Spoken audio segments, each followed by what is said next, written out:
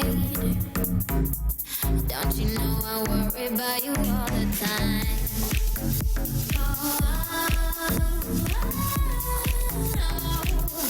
Anytime you wanna leave tonight, the morning comes and goes, but I'll always be your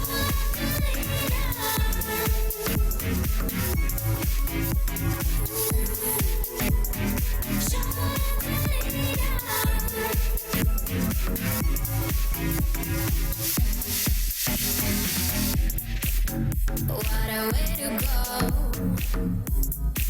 This incarnation is really wide. The air is getting warm. I know you're the worrying kind. And is there any way?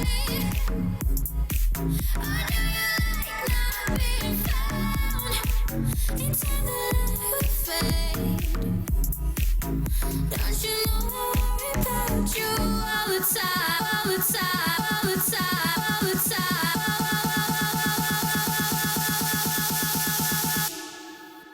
Don't you know I worry about you?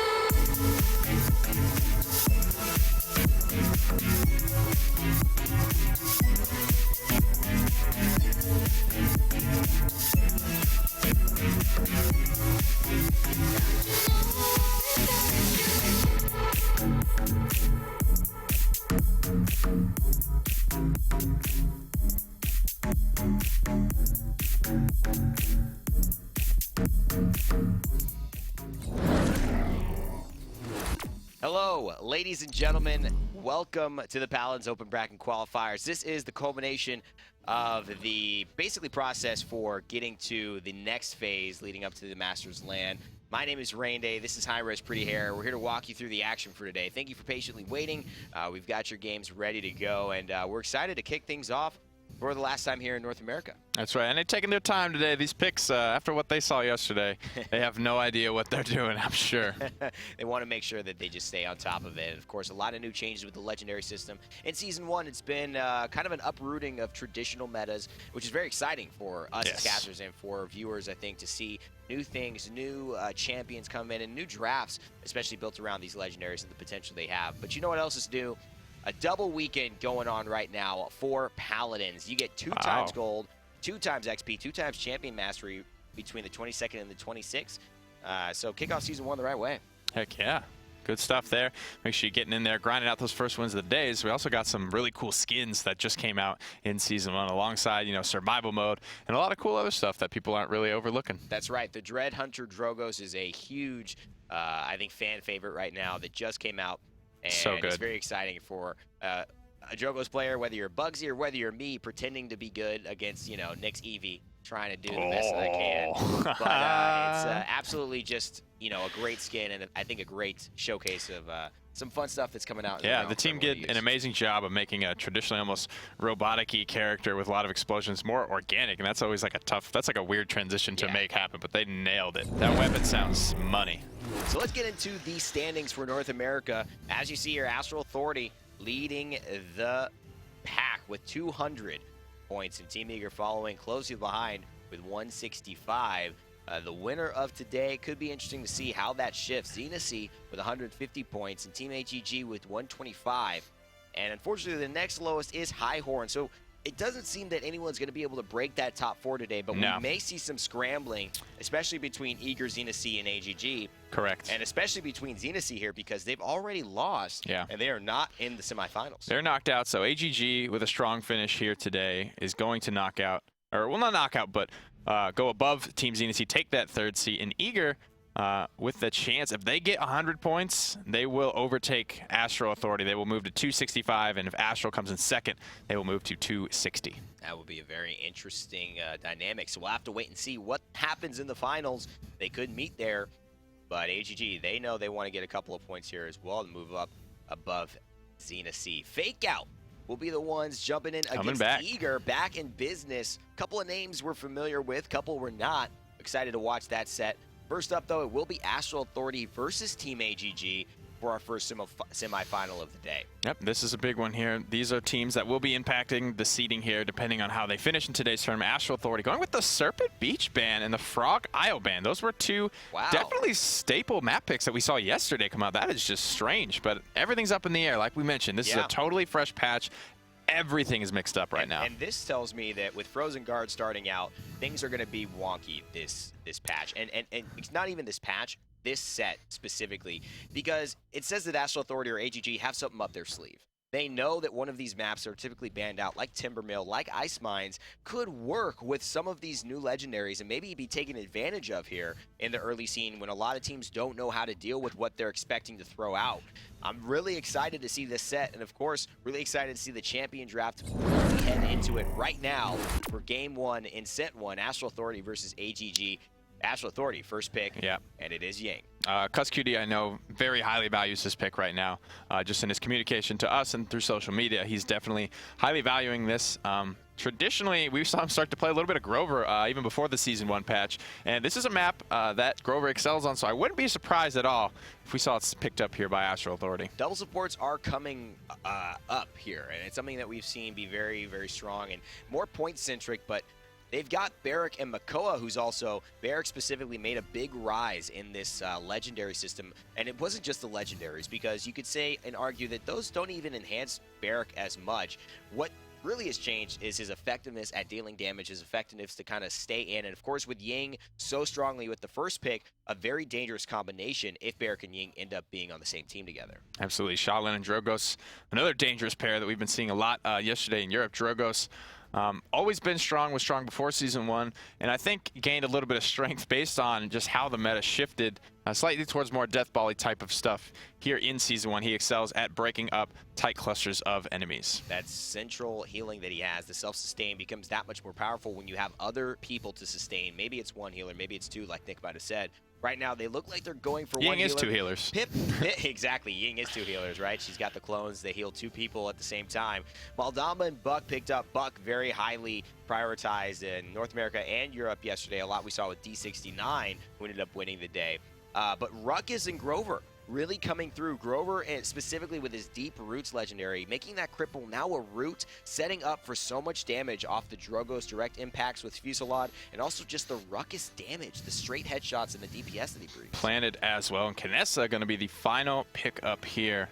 I like it because there's not any flankers on the team of Astral Authority, but they do have Shaolin, they do have Grover, and they do have Drogos, which are effective at long range. But Drogos, right now, it's kind of a crapshoot whether who's going to win that 1v1, the Kinessa or the Drogos, especially if you're looking at a Drogos player like Avuli. Team Astral Authority will be bringing Lifelike Ying, played by Cuskudi. Wardoom will be playing Aerial Assault Ruckus. Very excited to see how he works with that. Recurve Shaolin for Dosups, Fusillade Avuli on the Drogos, and Deep Roots Grover for Eyedrop Bodies. Romanik electing to go with the Bounce House, giving him 2 charges on that jump. Spirit's Chosen, just some more healing from Maldamba, making sure that second heal is that much more impactful. Pluck, 80% bonus damage after the Dredge Anchor hits from Danny, so that will be huge. Jake B. And getting a fully charged shot with Kinessa will cause the next charge shot to do more damage. Steady aim for Jake B, and Architectonics for the turrets to be more empowered, do a little bit more damage, and become hit scan instead of projectile based. This will be very interesting to see as the teams head out.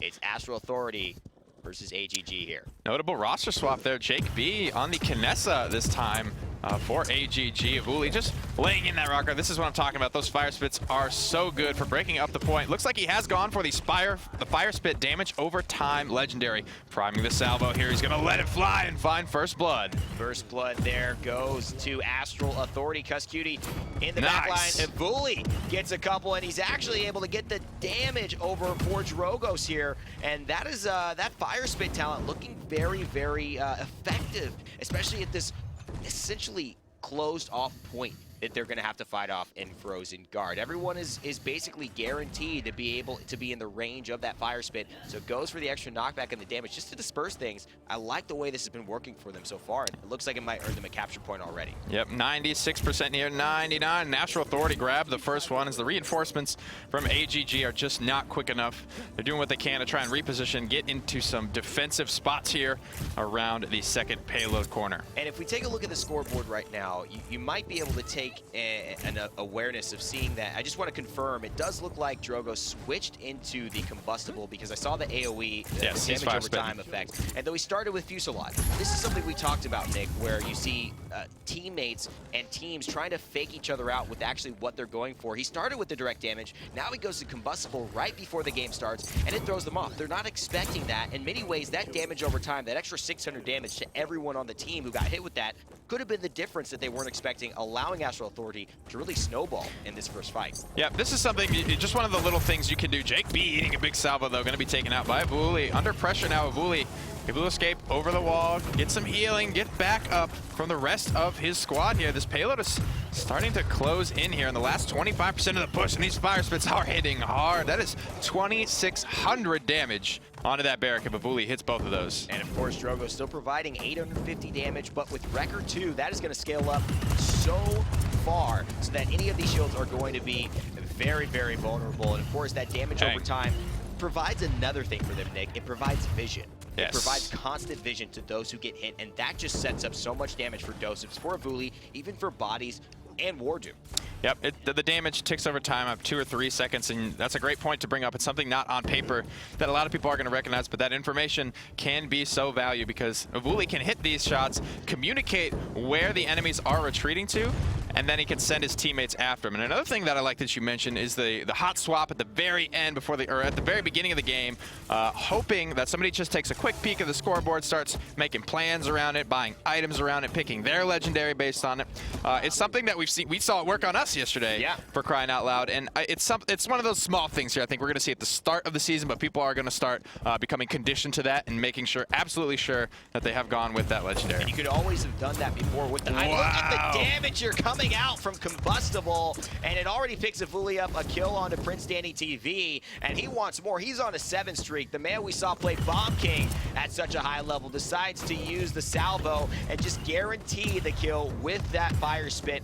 It's just a part of the habit of a good Drogo's player, but he didn't even need it. Jake B goes down so quickly, and that just leaves the Bounce House Buck in the back line, trying to just make an attempt at stalling out the aggressive payload capture, but it's 93% and 96 now. Astral Authority find themselves 3-0 up. So tough. Buck all by himself. He really couldn't afford to stop moving there. He had Avuli on his tail almost the entire time. Doseps 11 streak for the Shaolin player right now. One of the highest in the games. Makes it 12 with a nice shot on El Zulu. Makes it 13 with a nice planted on to Romanik. And here is 2 minutes and 10 seconds on the clock. Knessa a little bit in trouble, and obviously trying to make sure that she can stay alive. That sniper is so crucial to have this positioning to where she can continually charge up her shots and hit fully charged shots. But Wardoom takes her down 2-0, and that just means that she is not able to have any respite to do what she needs to do as a sniper. There's the final kill. Wardoom with 3 in a row here on the Ruckus. Just getting in the backline. Wardoom unstoppable here. Bubble Boy trying to stay alive, but Cuskuni with Ying takes him down, and there's Jake B again. Unrelenting pressure. The Hexafire gets popped as well as the Headhunter, but this one is going to go all in favor of Wardoom. Wardoom is loving this mobility talent. Here's a whirlwind from Grover to keep everybody alive, shredding through that shell shield. But here's a Dread Serpent trying to make the stabilization play for AGG. And this is so important. Wardoom up in the air with aerial assault. Ruckus climbing to new heights in the meta and on the realm. And he gets up to the upper rafters and then gives Jake B no respite again. Wardoom with 2, and the rest of Astral Authority piling on the pressure. Barrack is here by himself, but the stay-at-home dad finds nobody to help pay the bills, and that is the story. That's the end of the game. Astral Authority with a victory, and it ends up meaning that they go ahead and dominate game 1. That was just a snowball. AGG just never able to get quite stabilized there. You see some pretty impressive numbers coming out of the hyper-aggressive, infamous frontline player Wardoom. 48,000 damage on this Ruckus, almost 49, 30 eliminations, and 1 death. Helping him out there, drop bodies with the 13K Grover healing and 63K, tripling Bubble Boy's Maldamba. Now, one of the big changes I could see going into game 2, Nick, when we get there, is Bubble Boy and the squad of AGG grabbing that first pick Ying. We've seen that he really values, and maybe it's just this set, but I think it's in North America, really values the Ying And I could be thinking that Ying not dying at all here, the 63,000 healing, they're going to look at these stats and say, Ying was the answer. Ying was the difference. But talk to me about this, Nick. Wardoom carries this game on the Ruckus. He is a frontliner, and with this aerial assault, his mobility, his damage tops everybody, even the Shaolin played by Doseps, one of the better, and Evuli with combustion. Yeah, against a death ball composition. By 11,000. It's just one of those early meta things, right? People are going to see a top team succeed with one thing, one time, and they're going to be like, that's it. That's the key to it all. One. We saw Ying lose multiple times yesterday. I don't think we saw Grok lose that many times yesterday. Hey. No Grok today so far. Hopefully, AGG turn their sights to the smork. And again, when you talk about you follow the team that's winning, you follow the team that goes to the finals, the things that they play will win. And is that a question of whether they pick the perfect lineup, or is that a question of whether they're just better players and more coordinated and actually just upping their game at a higher level than the other teams can compete right now? That question is up to AGG to answer. Astral Authority take game 1 in a sweep 4-0 on Frozen Garden. Now Jaguar Falls is where we will be. Yep, there's two sides to that argument, right? We're harping on Ying right now because a lot of players are in agreement that she is too strong, and she is extremely strong right now, but it's not necessarily the be-all, end-all. I make this argument a lot. There is one shot, one ability so many times that decides games in Paladins. Missing a headshot, hitting a body shot, every little thing counts. So it is so hard this early on in a patch like this to try and tack down exactly what's putting these teams ahead of each other. And again, you look at the issues, but you look at at least the perceived issues, and sometimes perception is reality. And they say, we think the Ying was the big issue. No matter what else, whoever else performed, we're going to take it. First pick Ying, like we thought, goes to AGG. And Bubble Boy's shown he knows how to play this champion well. Yeah. His Ying is awesome. And Astral Authority now have to respond. The Ruckus worked really well for them. I can see them going into this as a first pick. But do they lean on the Barrack? Do they want to take that away from AGG? I don't know, right? Wardoom, did he used to have a reputation for playing that? I think that was a little bit maybe before my time, but it was. He used to be called the best Barrack in North America. I mean, you know, he's one of the best tank players in Paladins in the world. I mean, now that's why he got picked up the second he came back to the scene. I talked to some of his teammates. They said, look, this is a guy that's going to make any team better. Why don't we just pick him up? Yep. Why not do it? And of course, AGG now picking up some of the champions that Astral Authority had been using. Shaolin taken off the board, and Ying. So AGG, if they have the opportunity to take Ruckus here, that's 3 for 3 that they are taking away from Astral Authority. The issue is, can they play it at that same level? Were the champions the answer? Was it just Astral Authority and the way they played? Here comes the Maelstrom Grok we expect to see here. The Shock Pulse build that's been so exciting. And here is the Barrack. Wardoom maybe on that comfort pick. It would leave some room for Makoa. It's tough to say, man. It is absolutely impossible to say, I feel like, at this point. No, everybody's playing everything. We were wrong a bunch of times yesterday with those sort of calls. So I'm just going to save my piece till we get in-game here. Makoa, we might see the Grover come out from Astral Authority. That's a strong synergy. We haven't highlighted too much between Makoa and Grover's Crippling Throw now becoming a root. But the Bomb King Torvald will be the selection for AGG. Bomb King, His Majesty. Oh, he definitely that's wants to get in Doseps, the realm, baby. blow things up. Tyra, this could be exciting. Oh boy, Tyra comes in. I'm very excited about this. If you don't know, there are several loadout legendaries that I think are really popular for Tyra right now. One is Hunting Party, which gives you 15% extra damage to the marked target that she has to every one of her teammates. And that is just the target that everyone is shooting 15% harder. Incredibly strong. But what I think he's going to run, and this is what Doseps looks like he's going to use, is the Mercy Kill. You've seen Stolzy play this. I've actually enjoyed this. This means that he's going to be able to just execute people when they get low, and you're going to see that grenade launcher be a huge aspect of this. First blood already for Romanik as we get in the game. Tyra throws down the fire, the Molotov there, hurting herself just a little bit if she stands in it, so the position's got to be right. Whoa. There's the execute. Mercy Kill Tyra already bringing the house down. So much damage, able to just finish off. Tyra gonna find herself in a perfect position to shred these tanks. Bonus damage, percentage-based damage on the firebomb, and then the big old execute, depending on the percentage they're missing health. There's a firebomb coming out to zone. It's so effective. Evuli from downtown is finding these fire spits around the wall and picking up the kills. And we know effectively, after even, I watched Doseps make a Tyra loadout in this earlier, actually when he was at the Paladins Invitational, he was talking a lot about what he valued for Tyra.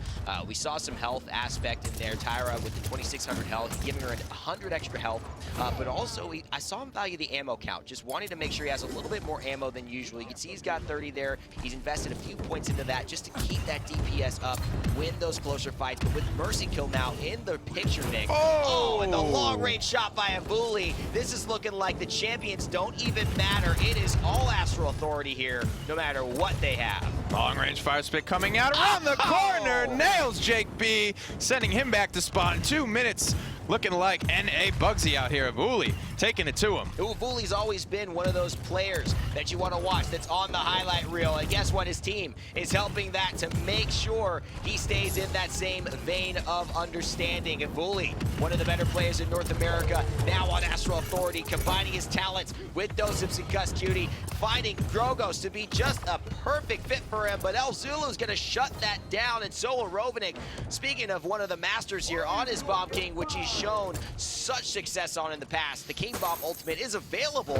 Bodies just forces the issue here. I'm not sure if that's going to be good for Bodies, but Rovnik doesn't come out the better in that trade. A little bit of an overextension there. And Bodies, or Rovnik, excuse me, playing this Bomb King, I feel almost, it looks reminiscent of the Buck we saw yesterday. When he gets that one little inch of space in the backline, he can just rip the team fight wide open there. A lot of bonus damage onto the Ying, but Bodies finds himself with a lack of HP. But he trades his life for Jake B's, and that's exactly what you need, because they have the damage, but who's going to be the front line? Who's going to stand in front of the payload and just take shot after shot from Avuli, from Barrack, from Tyra, for crying out loud? That Mercy Kill will not give you a lot of life. A withdraw there, it goes to the plate, it gets a kill for Prince Danny TV. Very well executed, but Tyra, she has the opportunity to execute here, and that is the plan being executed. Astral Authority up 2-0 yet again on AGG. Love it, love it, love it, though, from Prince Danny. That was extremely well thought out.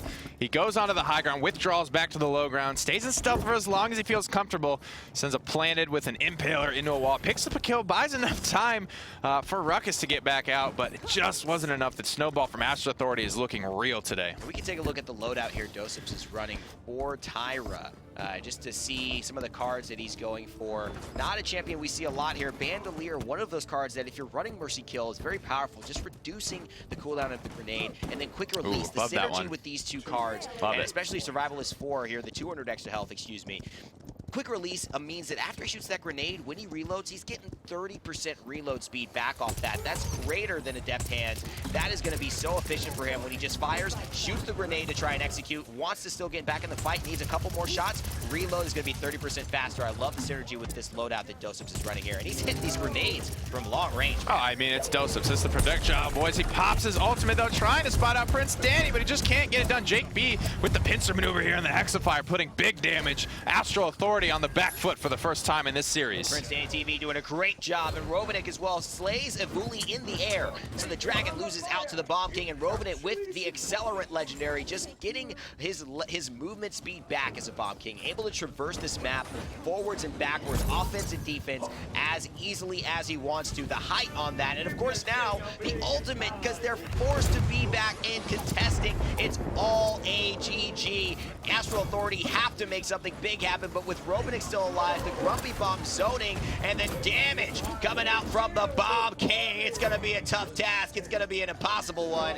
AGG back in this game. Rovnik hitting some impossibly angled shots around that barricade, hitting everything it feels like. Hasn't missed a bomb in some time, able to help his squad come away with it. 2 minutes remain on the payload push. AGG the chance to tie it up. Prince Danny TV just in the back line. Recurve, a very good legendary for Shaolin. The standard legendary comes just when you get the champion, and it just increases his DPS. 15% more attack speed, which means when he's in the back line, when he is free firing, he's going to be deadly. This is someone that's on a 7 streak right now, and I think the biggest test, Nick, or at least the reasoning why things have gone well for AGG here is because Danny is still alive. Danny's on that 7th streak. Shaolin's been able to impact this game now, and that spells bad news for Astral Authority if they can't handle it. 1 minute, 30 seconds here. Hyper Beam online. A lot of ultimates hitting the mark for AGG now. Illusory Rift and Heat Haze both coming up about the same time. Only a Tempest available here from Astral Authority, but it's all quiet on the northern front here as both teams just feeling each other out, looking for an angle to try and break in this team fight.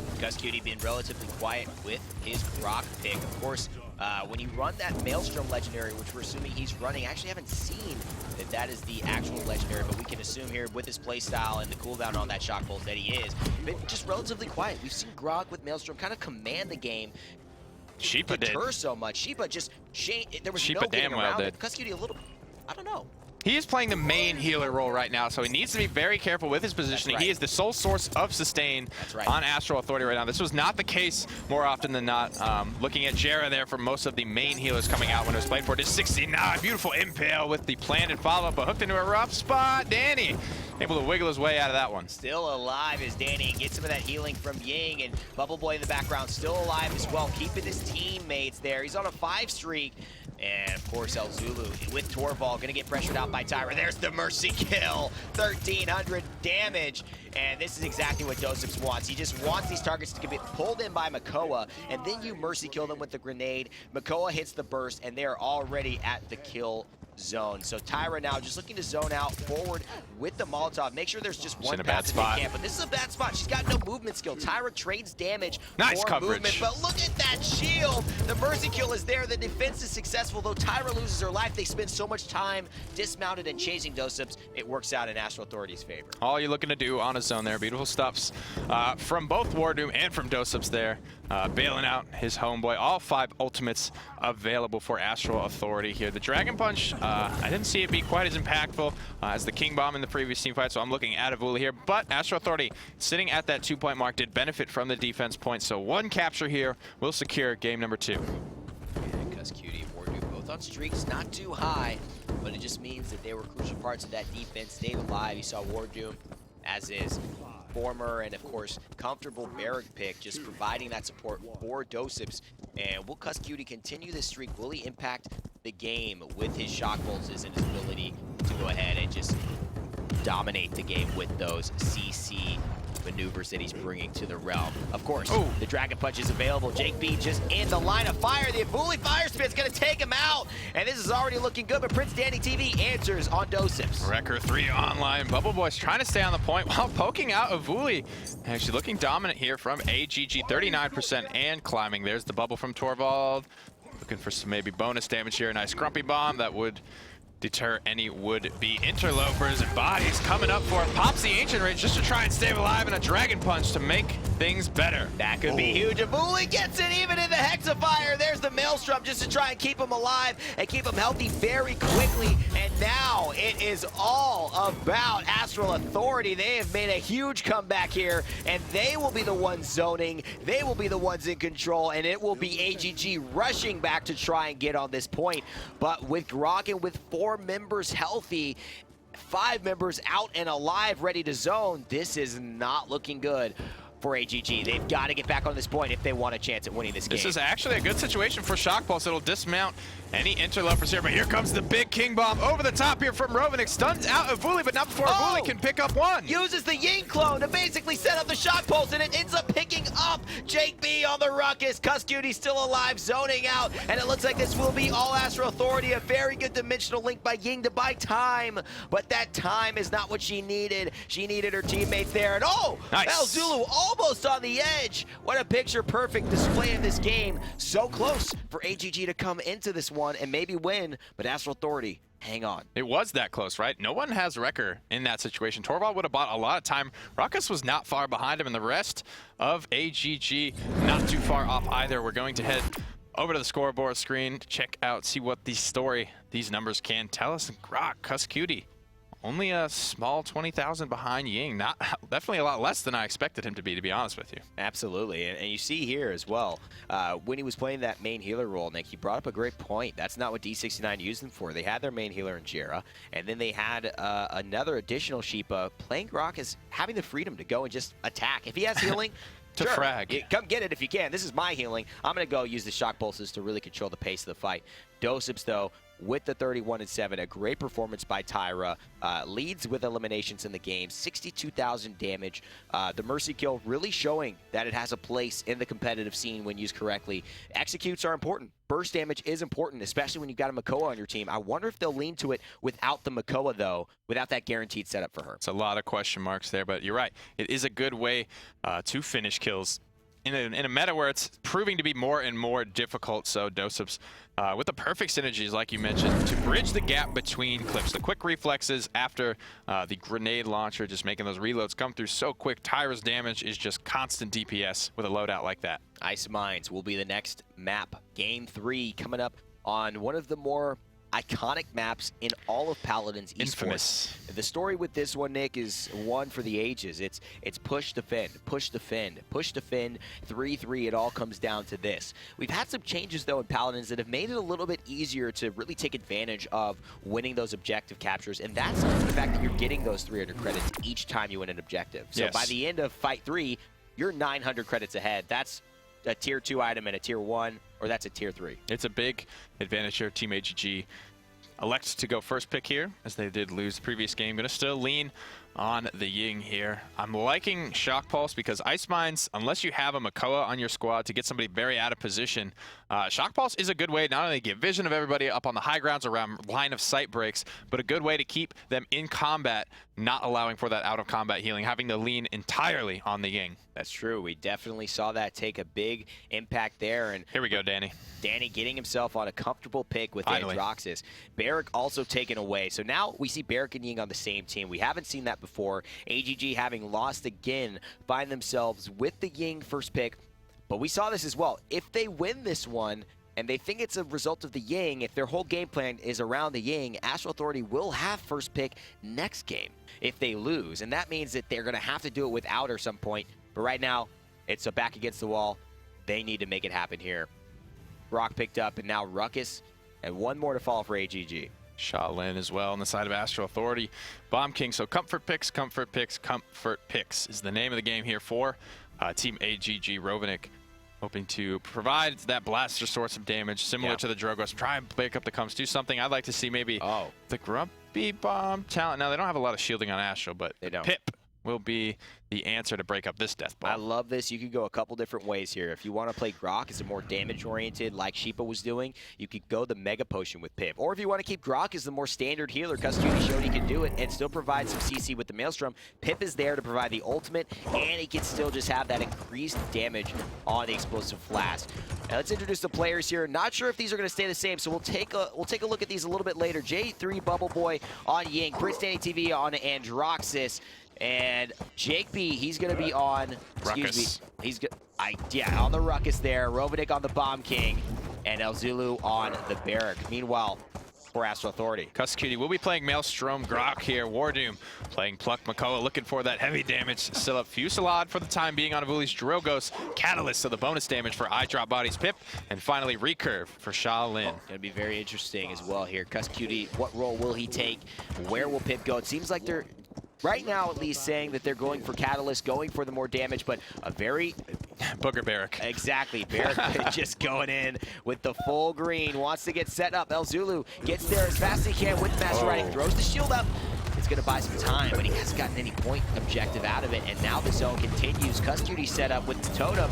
And there's the shield. Eye Drop Bodies looks to try and hook El Zulu with an anticipatory rocket boost, gets him away, but Dosus finds the kill onto Jake B. El Zulu responds onto Custoody, and now they've got some pressure with Barrack and Ying on the objective. Bodies not looking at a good way to get in here. This fight is just starting. These angles are so important right now. Pip trying to lay down the constant pressure. There is so much heat on El Zulu right now. He just can't get himself in a good spot. Prince Danny trying to get up on the high round, but Dosups and Avuli are there waiting for him. And their Bodies, of course, going to stay on this Pip and just use this flank area. He's throwing the potion now. The team's moving, so he's getting a very good value for that healing potion. And a lot of Pips don't even remember that they can heal with that ability, but he's still looking to do so. Very, very selfless here. His Bodies on the Pip. He's running the card, it would appear. Once he heals his teammates, he get an X percentage based of that healing back to himself. So later on, we can take a look at that and see what exactly level of that. It looks like it's maybe 60 or less percent, but basically the idea is here, as he heals his teammates, he will gain a portion of his healing potion for himself, so he can make those selfless plays. And of course, here is where Avuli shines as well. There's just so much damage possible here on the zone. They're gonna have to make it happen. There are the chickens, though. Evil Mojo comes out. Prince Danny and El Zulu turn into chickens, but not for long. But here's the fire spit off the hook. Avuli grabs 2 double Triple kill for the Dragon. Looking for 3. Rovening now. Take the fight 1v1. Poppy bombs away. They decide, I'm not even going to chase you, buddy, because we got what we came for. Objective captured. Astral Authority 1-0 up. Too little, too late there. Need to keep tabs on this Bomb King player who is still sitting in the backline. You can see Cuss Cutie keeping an eye, awaiting the King's return. Ooh, he's going to spot him out. Trading salvo damage is big, but the Poppy Bomb into the air. Rovenik looks like he's just trying to reconvene with his team. 160 HP left to do it. Oh, Bodies finds the shot. He missed one, finds the other. There's the Dragon Punch. Dread Hunter Drogos makes it a rampage. Avuli looking cool, playing even cooler on a 5 streak. Make that 6 now. The direct shot impacts from Fusillade Legendary. Nice catch. Reversal catch, and the dashes will make sure that he stays alive. He's running the charges. Dark Stalker, meaning that he's got that sustain when he needs it, but they're going to have to get a pick, and that's exactly what they needed. Bomb King, one of the more elusive champions, has finally fallen down. This could be the push for Astral Authority. Ancient Rage online. He might need it here. Eating the Hexafire like a big man, but it's just eating it away. 10,000 HP ain't nothing to Ruckus. It looks like he just asked for a little bit too much, and he cannot chew it all. The plate goes unfinished, and 1 minute and 16 seconds will still give them time to come back and fight this again. They have, of course, the onus on them to group up and wait for their entire team, so almost better to die. The question is, did they really use that Ancient Rage at the right time? Such a valuable objective fight ultimate on the push. It's a hit or miss, and that time it missed. They still have 1 minute left to try and get some of that charge back in the bank here, but it is very detrimental to lose team fights on Ice Mines. It just takes so long to get grouped up. Back as 5. Here comes the Grumpy Bomb. Cuss Cutie eating a lot of poke. He's going to be forced to fall back. King Bomb is available. Rovenik doesn't want to use it quite yet. The Poppy Bomb gets destroyed. That should spell death for Bomb King. Great awareness as well. Probably just accidental thanks to the area damage coming from Pit. But if you destroy that Poppy Bomb when he's relying so much on Accelerant, the Legendary, to move around, 60% more air control and speed, and of course distance, you really take a big crux out of his plan. Here's 16 seconds left. It's almost overtime, but the Evil Mojo is ready, Nick. I wonder if he's going to use it. Huge win here. Huge commit defensively from AGG. Neither ultimate Dome Shield or King Bomb finding the mark, and there's a pick for Astral Authority here. The snowball's looking like it could still be possible. The tank's going to go in. Dive Drop Bodies backs there. He has the Evil Mojo. They don't want to use it. They don't have to, but here's the question. If you wait too long, you may give them too much of an advantage, and they pop the Maelstrom. El Zulu has to fall back down. They're gonna do it. He needs it, but he has to reload, but they finish off the tank anyways. Bubble Boy's still alive, and that's not good. Oh no! They commit, but they don't commit together, and they don't end up getting any value for those 2 ultimates wasted. AGG with a strong hold there. Astral Authority looking for that conversion, that snowball here on Ice Mines. It's so elusive. So many teams have come so close to tasting it, but not quite hitting the mark there. If Astral Authority had just sat back on their laurels, taken the win there in the Dome Shield and the King Bomb that were far off the mark, it would have been a great start to this tied up team fight here for this next payload. And with resilience coming through for El Zulu, he's going to be able to get out of that chicken ultimate basically 2 seconds faster. And it's a 4-second duration. But of course, if he's able to pop back up to that health that Barrick has, throw those shields down, start impacting the fight with his damage, that's huge. So they got to make sure they don't slip up. If they go for him, they've got to take him down quickly. It is 1-1. The game is tied. Bubble Boy wearing the Genie hat and actually now having his ultimate available, trying to make some magic for his team. Prince Danny TV decides to flank in the background. They don't see him yet. The Defiance hits one shot in the air, 2 shots. He's got another step. He knows he's got to get this kill. He runs into Shaolin though. Oh, Dosef, surprise! And he takes down Prince Danny TV, and Jake B goes down as well. Jake B trying to get in there for the positioning to get that pincer maneuver off. Just wasn't enough though. 70% already for Astral Authority. They take the team fight regardless of spending a lot of ultimates there. Missed hook from Wardoom won't really matter though. No one from AGG going to be anywhere close to contest this payload. Really interesting interaction there. You saw Dosef as Astral Authority move ahead 2-1. Just in the back, shooting the Yin clones. Now that 1,000 damage wasn't enough to kill her. He needed another shot. But that's where Drogos comes in. Drogos so valuable just with Fusillade, can now one-shot Yin clones for the most part. Shaolin can't. Not a lot of champions can have that opportunity. Prince Danny here cleaning things up and making a very strong defense for AGG, making a case that they're not going to go down easy. But again, just showing how valuable I think Drogos is this meta with Ying. Oh, they don't see Bodies in the corner, and they spot him out there, and he will go down 1v3. Gonna be a little bit staggered from the rest of his teammates there, but Prince Danny honestly found a beautiful angle into the backline, picks up a double kill before Astro Authority even realizes what's happening. Yeah, and going again to just try and find a poke, find a hook, find some damage onto somebody. Prince Danny TV gets pulled, and the plug damage comes through, but just can't finish him off, and his team rotates to just start building it back up in the Ying clone. And then, of course, the sustain from Darkstalker is enough. But will the Dragon Punch hit? He hits a Ying clone, unfortunately, and he goes down. Bubble Boy stays alive in the process. 10 streak for him. Just applying damage in the back line, just healing up with those clones, and he's got another one in 2 seconds, even if they destroy this. They do take him down, though. Dosephs finds the healer, and look at this Tempest coming out from Grok. Great to keep his team moving along. I love the use of Tempest in those kind of like mid-fight, post-fight, either heal up, get some movement speed, just not when you think. Punches through a lot of sustain that a lot of people aren't expecting. Tempest is not one of the insta-win team fight ultimates in most cases, so a beautiful use of that.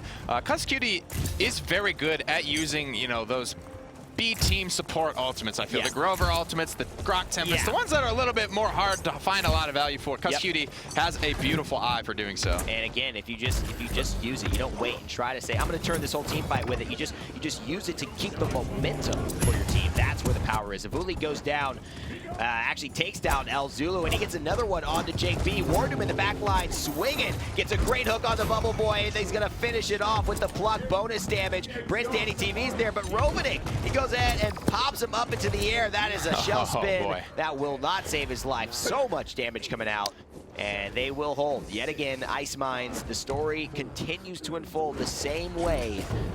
Push, capture, defend. It's all coming down to another objective point here to see if someone could take a serious lead. Once again, Astro Authority, the conversion nearly eluding them.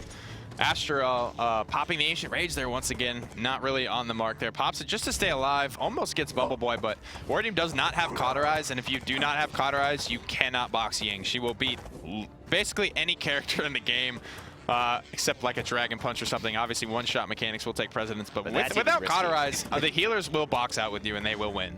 And it's even riskier, right? You say that's a great counter, but with the Dimensional Link, with the clones coming through, she could easily turn into a clone, and you would just basically get no value for that Dragon Punch. So it's kind of hard to deal with it. We've seen players now, instead of the Cauterize, maybe going for no bulldozers yet, which help to make it easier for players to one-shot the clones, but just saying, let's just shoot the clones instead of trying to deal with cauterizing the players that are getting healed, because there's frankly just too much heal going on.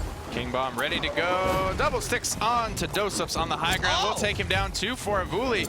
But that Dragon is a little bit tankier than the Shaolin. Poppy Bomb to make some distance here, but Cutie is hot on his case. Rovenick is there, but so is Bubble Boy, and they stay alive, and Rovenick really turns the tide of that fight. I say picking up Dosephs in the back line for the first moment was so effective. iDrop Body's trying to find himself a spot to just affect this fight with his evil mojo. There it is. He uses it. El Zulu, he's still alive. He pops out of it with the resilience, and Prince Danny TV takes down iDrop Bodies. There's a fire spin. It's going to get a lot of damage, but he's already used his cooldowns. But Jake B goes down. There's the Maelstrom we're talking about. Just giving him the extra movement speed. A Bully going crazy on the point. 3 kills for a Bully.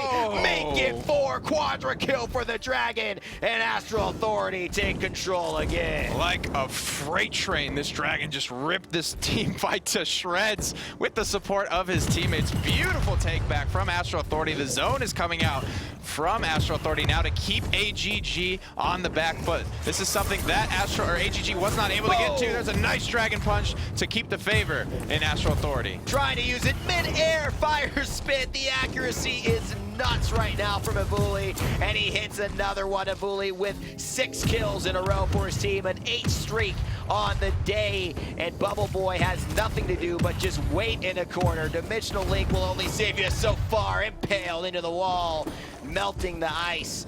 And of course, she gets melted thanks to Shaolin, and Dosephs playing one as the other here, and Avuli just tagging along with a little fire spit damage to boot. boy, oh boy, that combustible is proven to be extremely strong, and just the fire spits in general proven to be extremely strong. Avuli trying to keep this snowball going. You see the pressure here from Astro Authority. Wardoom deep in the back line, but Elzulu going to pick up Avuli, and the momentum will begin to slow off the back of that pick. And that's the key. This is when you sometimes use these ultimates, right? This is where the decision comes. It's not a big team fight, but if I get one kill like Dosip's there, that's perfect.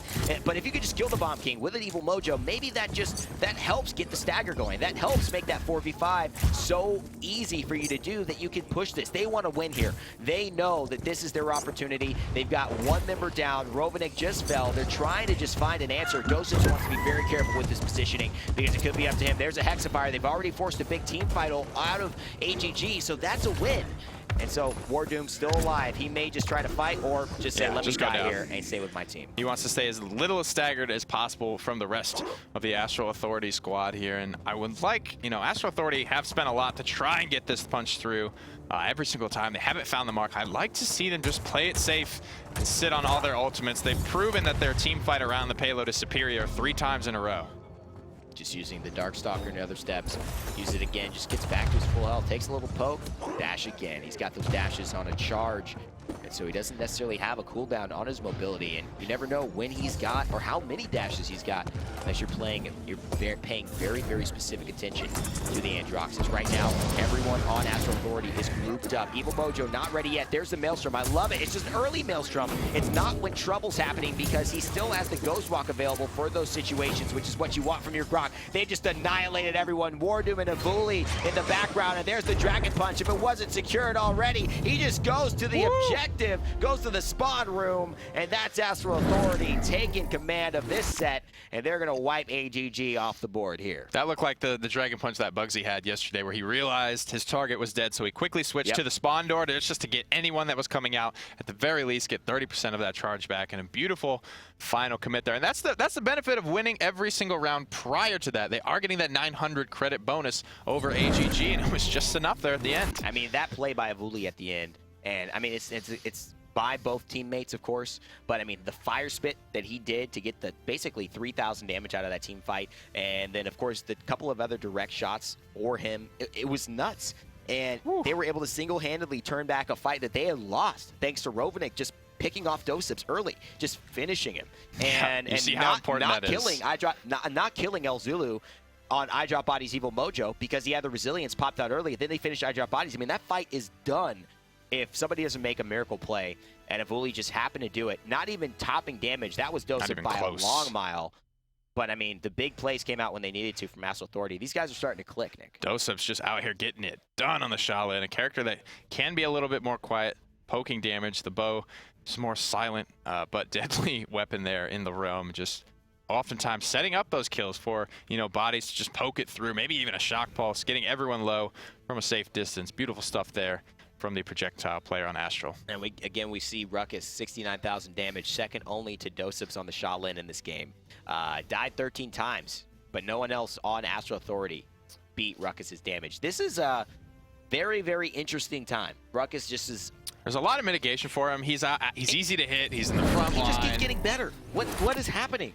Nothing has happened to this He's got champion. Repulsor Field, bro. Repulsor Field has been like the best ability ever on one of the highly regarded to be one of the worst characters for a while. But people just started to give him the light of day, figure him out. There are subtle nuances to characters that you start to figure out once you actually give them a chance, I feel. Exactly. I mean, you only have one competitive game with Tyra. You just don't know the ins and outs of Tyra in competitive. You have a theory of it, but you just don't have the feeling for it yet. Like we were talking about Avuli here showcasing. Bugsy doesn't have to think about the fire spits, doesn't have to think about the way he's playing Drogoz in a competitive match. It's just natural.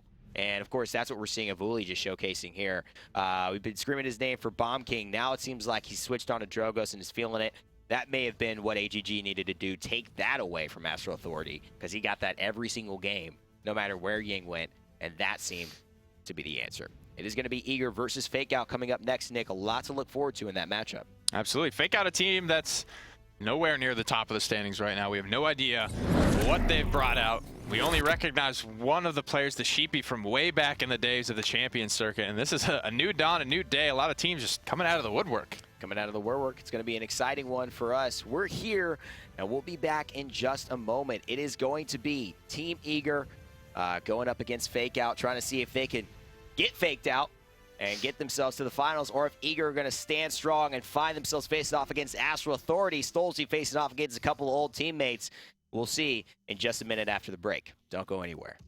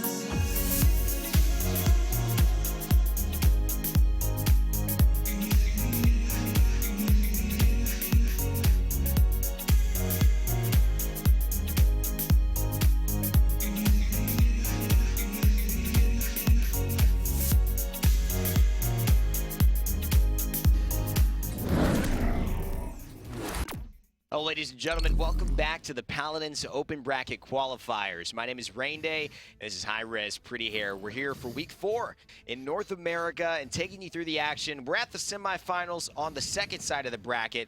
It was a great matchup that we just saw.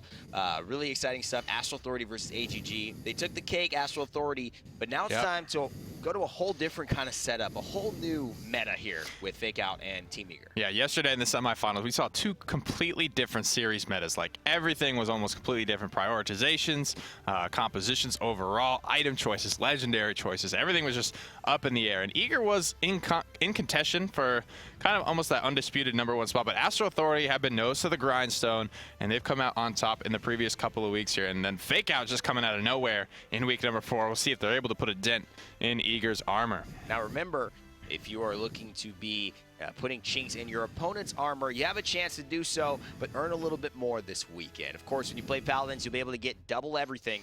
It's the Dry Bear double down, and you'll get double XP, double gold, and double champion mastery. I said double Rain Day. I don't know how that's possible, but again, I'm still throwing that out there. Of course, we've got Dread Hunter Drogos too, which if you want to spend some crystals on, it doesn't cost gold, unfortunately, unlike the chest now. But if you want to get some of those crystals and make them worthwhile, Dread Hunter Drogos, you saw Vuli Shrekin in the last game with this one. So I think if you grab it, you'll probably Shrek too. Absolutely. I mean, it's the launcher, it's the voice pack. Got to prove it. This is my swamp.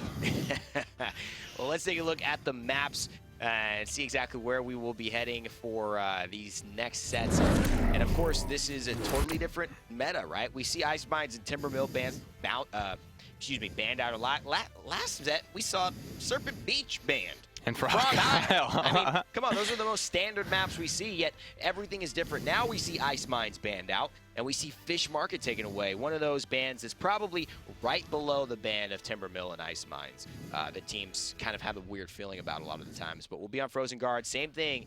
At least that remains the same for sets number 1 and 2. Long Lights of Sight, some common threads here. A lot of Kinessas, a lot of Grovers, Shaolins, Drogos almost every time, and of course, Miss Yang. Yeah, and this is what we see now in North America, considered probably the strongest pick. And you see with Eager, they feel the same way. With Astral Authority and with AGG, they felt the same way.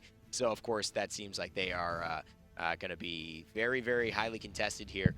But we saw yesterday that Ying was not the reason that teams won. In fact, she went 4-4 or something like that. Or maybe even Jera worse. out-healed her in every game, he said, except, I think, 1 with Maldamba. Yeah, so it's going to be very important. Ruckus was somebody we found had a lot of success when coupled with Ying. Makoa now and Ruckus on the side of Fake Out. So Eager going for the Grok and maybe going for the Barrack. Here it comes. Daddy Barrack and Ying, the deployable nightmare, the dynamic duo. They've been back together now for the last couple of days, and they've been rocking the house. Loving it. Bitey probably to go on this Grok as well, a character that he knows and loves almost as much as I do. Fake Out with the chance to respond. Still need a healer and still need all of their damage. That's right. Fake Out kind of just going for their tanks, and now they just can flex on a lot of different things. Now it's seeing the Victor come out. Really interesting. It's another Eager pick. Victor's going to have a lot of different choices here. Fake Out, go for more of a... Oh, that was very, very quick. Androxus Bomb King just decided, hey, this is what we want. We think the Androxus is really strong. Bomb King as well, especially if you're going to sit a lot of people on the point and try and stay there. We're just going to throw those grumpy bombs. But Buck picked up an almost counter synergy to what Victor provides. The stationary, mobile, but very damaging from afar. Buck, in your face, wants to make things happen.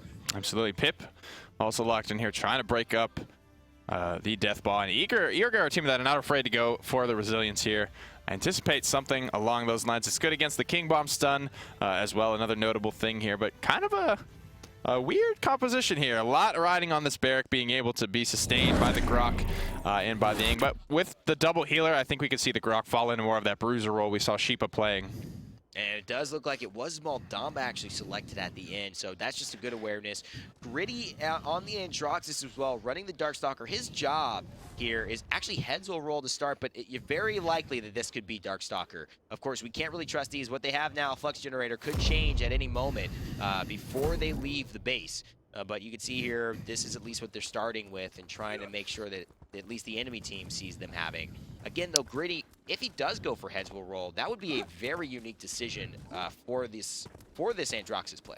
Yep, Pluck for Sirochan, Spirits Chosen for Maldamba, Gunnery, so the Iron Sight for Stolzy, Fortifies to the Barricade, and Lot riding on that Wi-Fi staying alive. Bounce House for Buck. Wow, he is going for it. And Maelstrom for Bitey's Grok. Rounding things out will be Lifelike Ying, played by Arai. And of course, back in the line is Stolzy. And he is going to have to be contested here. 2 grenades in a row. Going to break down the shields, getting a lot of damage out. And he is now being contested by Gritty over with the Androxus. Going for the headshot. He gets the kill onto Shady Shade. Stolzy moving forward now just to finish off the ruckus. The Sheepy does go down. Gritty versus Stolzy. Double kill for Stolzy as he runs around as Victor. And this is not looking good for Fake Out. Stolzy picks up a triple here with the long range damage. And he just kind of chilling in this bush. Nobody sees where he is. And now he gets spotted out. Tries to kill Bitey on the Grok. But he survives it with a Ghost Block. Hashtag Bush Mechanics. Bomb King Poppy bombing back in. Looking for some pressure, but eating a lot of damage. A grenade from downtown. Stolzy Curry. Hey, gets another one. Stolzy just running riot here. 7 kills, 6 kills in a row. And the objective is captured. This Victor pick is paying off big time. And Nick, just kind of talk about the synergy with this pick and the legendary that he's grabbed. Pinpoint accuracy from a range with those iron sights. Hit scan based champion, as well as what feels like hit scan grenades, because I believe every single one has landed. He's running the full Grenadier card as well. Similar to the Master cards, the more champions he hit, the lower the cooldown will be. And of course, the grenades can bounce off walls. Doesn't get the bounce right there, but Stolzy definitely gets the rhythm right, the positioning right, the damage right onto Gritty, and he goes down. And again, just this constant pressure means they're not getting out of combat healing. It means they're constantly being poked down. He's forcing defensive cooldowns, whether they actually need it or not. So by the time actually Eager approaches or Buck jumps onto them, they are without those dashes. They're without those cooldowns to stay alive and get away. Stolzy doesn't spot out Gritty on the back line, though.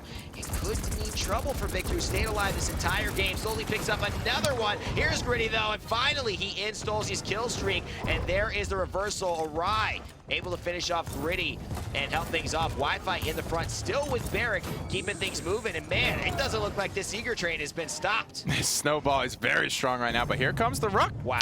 Actually keeps to himself in the spawn, giving up the conversion there. Just want to cut their losses, it would seem. They only had 2 respawns coming through, Sirochan and Sheepy.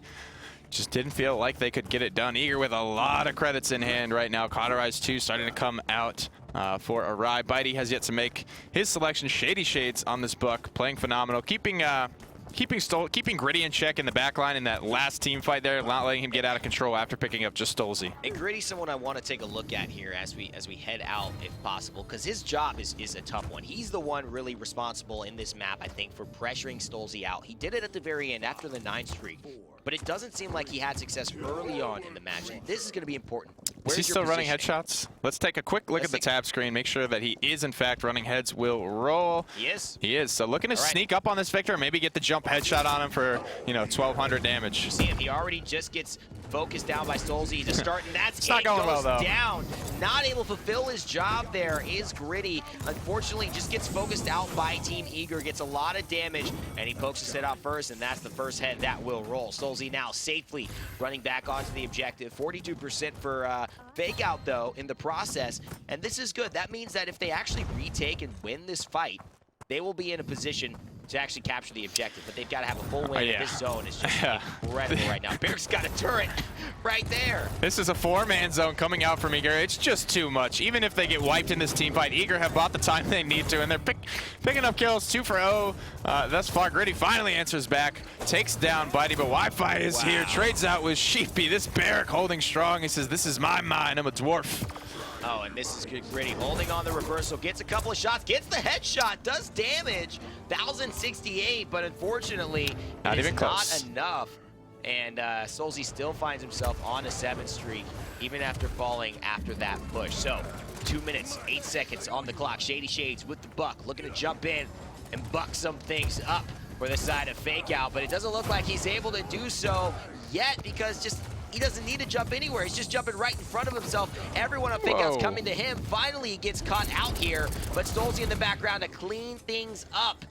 Mr. Clean sweeping up the board. That's Stolze here. 10 streak looking fine. Fake Out looking like Swiss cheese after this victor rounded the corner. 1,173 credits. You can see the grouping coming out from Fake Out on the high ground here. They don't want to let the snowball get too out of control, but Stolze able to spot them out with that frag grenade. Here comes the King Bomb to try and stabilize. Red Serpent, great combo here. Gonna get a ride. He gets a kill, and so does Gritty. Bitey goes down, and Wi-Fi running for his life. Barrick is not set up, and that's not where Barrick's strength is, running away from opponents.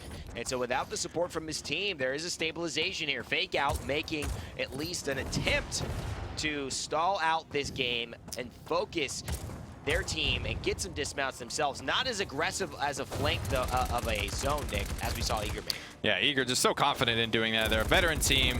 They pulled it off many times before. It's a 4-person zone too. It's not even the riskiest zone that there ever was. One of the stronger ones we've ever seen, kind of applied way out in the distance there. Gritty though, finding Barrick in the process, regarded largely to be one of the easiest characters to headshot.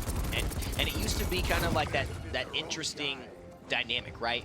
Do you leave 2 players on the point or 3 and zone, let 2 zone, because you get more. You used to get more objective capture faster with multiple players. Now it's the same, whether you have 1, 2, or 3. So that 4-man zone could be a very viable thing we see teams kind of move towards. Just keep one on the point and just be so aggressive, especially on these maps with few chokes and few ways to access the point, unless you're an EV or unless you're somebody who really can get into the air like Drogo's. Here it is, 15 seconds left. It looks like Fake Out have done a good job of pushing this back thus far, and that's a great hook on Stolze. They get a lot of damage off the table. Gritty now able to follow through without getting the pressure from Victor. That's a nice reversal. Doesn't catch Shady Shades. 1 shot, 2. Gritty gets it, and look at this Dark Stalker. He's at 400 health already. Headshot, headshot, headshot! Oh, heads are rolling. Gritty in the back line here, making use of that card. Oh, boy!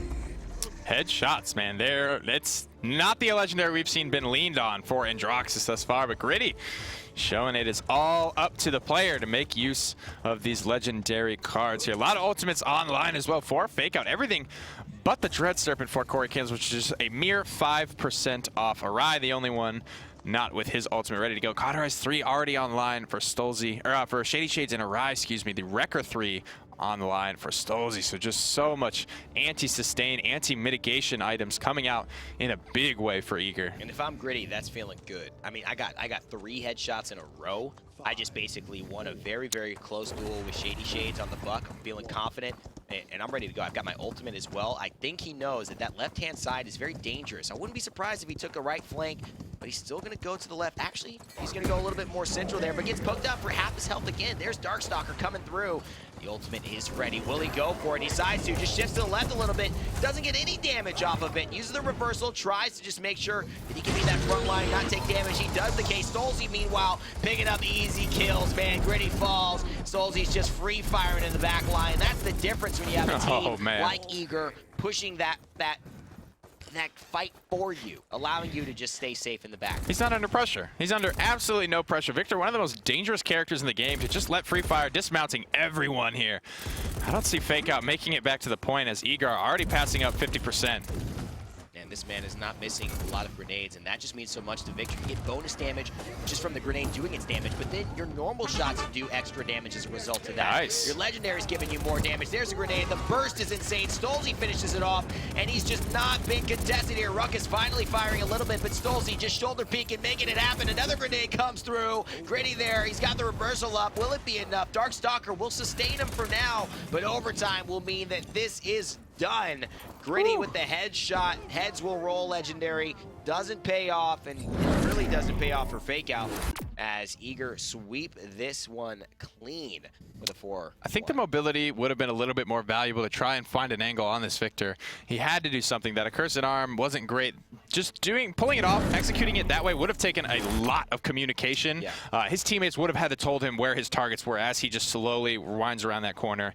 Did manage to get top damage for his squad, but again, Bitey and Stolze beating him out 27 and 2 for the Victor player. I like the synergy thought, because you have a lot of ways that headshots can maybe be guaranteed. You've got, the stuns coming out from Moldamba. You've got stuns from Grumpy Bomb. You've got a hook from Sirochan.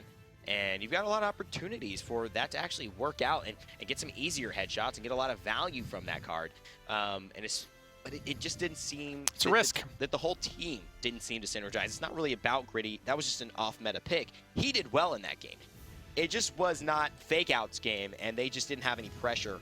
I think from a draft perspective, really, to be able to get to the back line of Stolze and affect him before they got killed. Absolutely there, buddy. Playing a great job on that Bruiser Grok. Just shout outs to Eager making the solo barrack pickup work. They had Shady Shades as well, able to find 32,000 damage for himself. Wi-Fi getting it done on the front line as well. Beautiful game executed overall from Eager. Yeah, 15,000 damage from Grok. 7,000 healing. Just said forget about it. I don't care. To my heals. I'm just going to DPS out here. Serpent Beach banned last set. Nope, they'll be playing here in game number 2. Eager versus Fake Out. Now, my question is, as we get into the champion draft, is where do things change? I wholeheartedly think that they just got outdrafted and they just didn't have enough pressure for the Victor. Despite seeing the Victor come out a little earlier, I think, in the draft. Maybe it was just because they focused on the tanks a little earlier.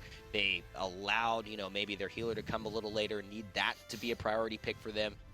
The Androxus Bomb King just locking in so assuredly, that didn't really make sense on Frozen Guard for me. Bomb King just doesn't stand out on that map as somebody that I think is a go-to. Sure. No Drogos either for either team. That's what Drogos would have been amazing. Man. Yeah, Ying, first pick for Ying, for Fake Out, excuse me. Eager, go with the Grok. High prioritization on this Grok pick. The captain, Bitey of squad. Eager loves this character. Fake Out, answer back with the Ruckus and the Torvald. Which is, again, a newer champion here. And we love that Torvald's been in the meta. He's been kind of widely accepted after the first week by North America and Europe now. Very good at dealing with shields, very good at silencing his teammates. We've really only seen the field study legendary come through in the last day. And that just means 40% extra damage to the people that you bubble for 2 seconds, which really changes a lot of the dynamics. Just a scary picks coming out for Eager. Shaolin and Stolze. Fake Out have got to find a way to pressure out these backliners. Buck still on the table is a good thing that they could look at. They will lock that in. Definitely got to run field study at this point just to keep this Buck alive, giving him a shot at taking out some of the most dangerous backliners in North America. Or at least giving him a shotgun. Yeah. Nice, dog. Nice. Yeah, see that there? Shouts to Vox. Yeah, shout outs there, Vox. We're thinking of you, man. Victor is obviously what Stolze did so well with, and we would expect him to be on there. But now with the Buck and the Androxus and the Torvald, I feel like this synergizes a lot better. I feel like this is where Eager could want to watch out. Gritty showed some really nice moments. I don't know if he'll go with the heads will roll again, but they just didn't have enough from Ehehe. They didn't have enough of that other flank presence to pressure Stolze at all. If Stolze gets the worst end of this, it could be bad for Eager. Absolutely. Seer Chan playing the Torvald here. This will be game number 2 between Eager and Team Fake Out. Sheepy running the Flux Generator for his Ruckus. Gritty going back to the heads will roll. Increased headshot damage for Androxus. Bounce House Buck for Ehe. Zero Chan running field study, trying to keep his flankers alive, giving them some opportunities to pressure out the backline. Lifelike Ying, pretty standard. And plucked your edge anchor.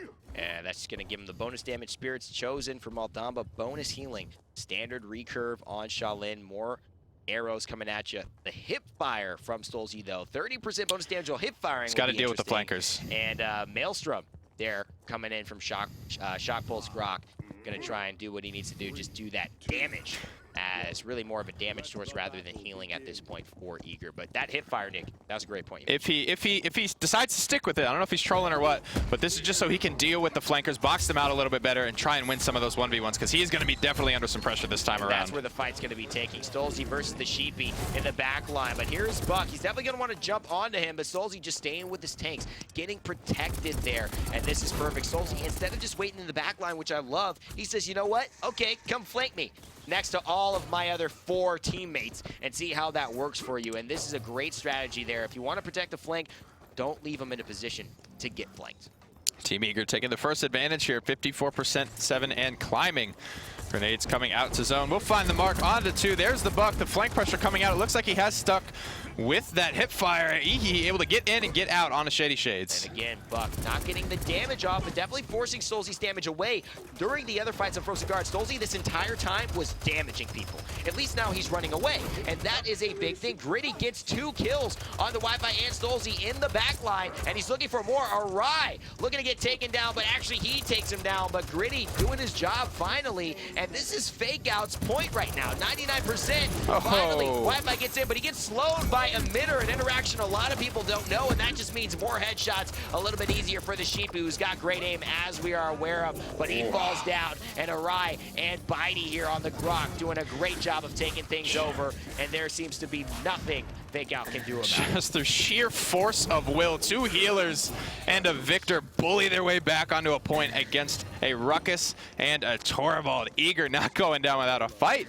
Snag the first payload after being in a rough spot. 2 minutes and 22 seconds left on the clock for this push, but I think that point fight was very telling of a potential adjustment here that this team has made and a potential wariness that Eager want to have, considering the fact that Fake Out had some moments, some real moments of early success, not late game success where their backs against the line, but early success, very even point fight, and now they're stabilizing.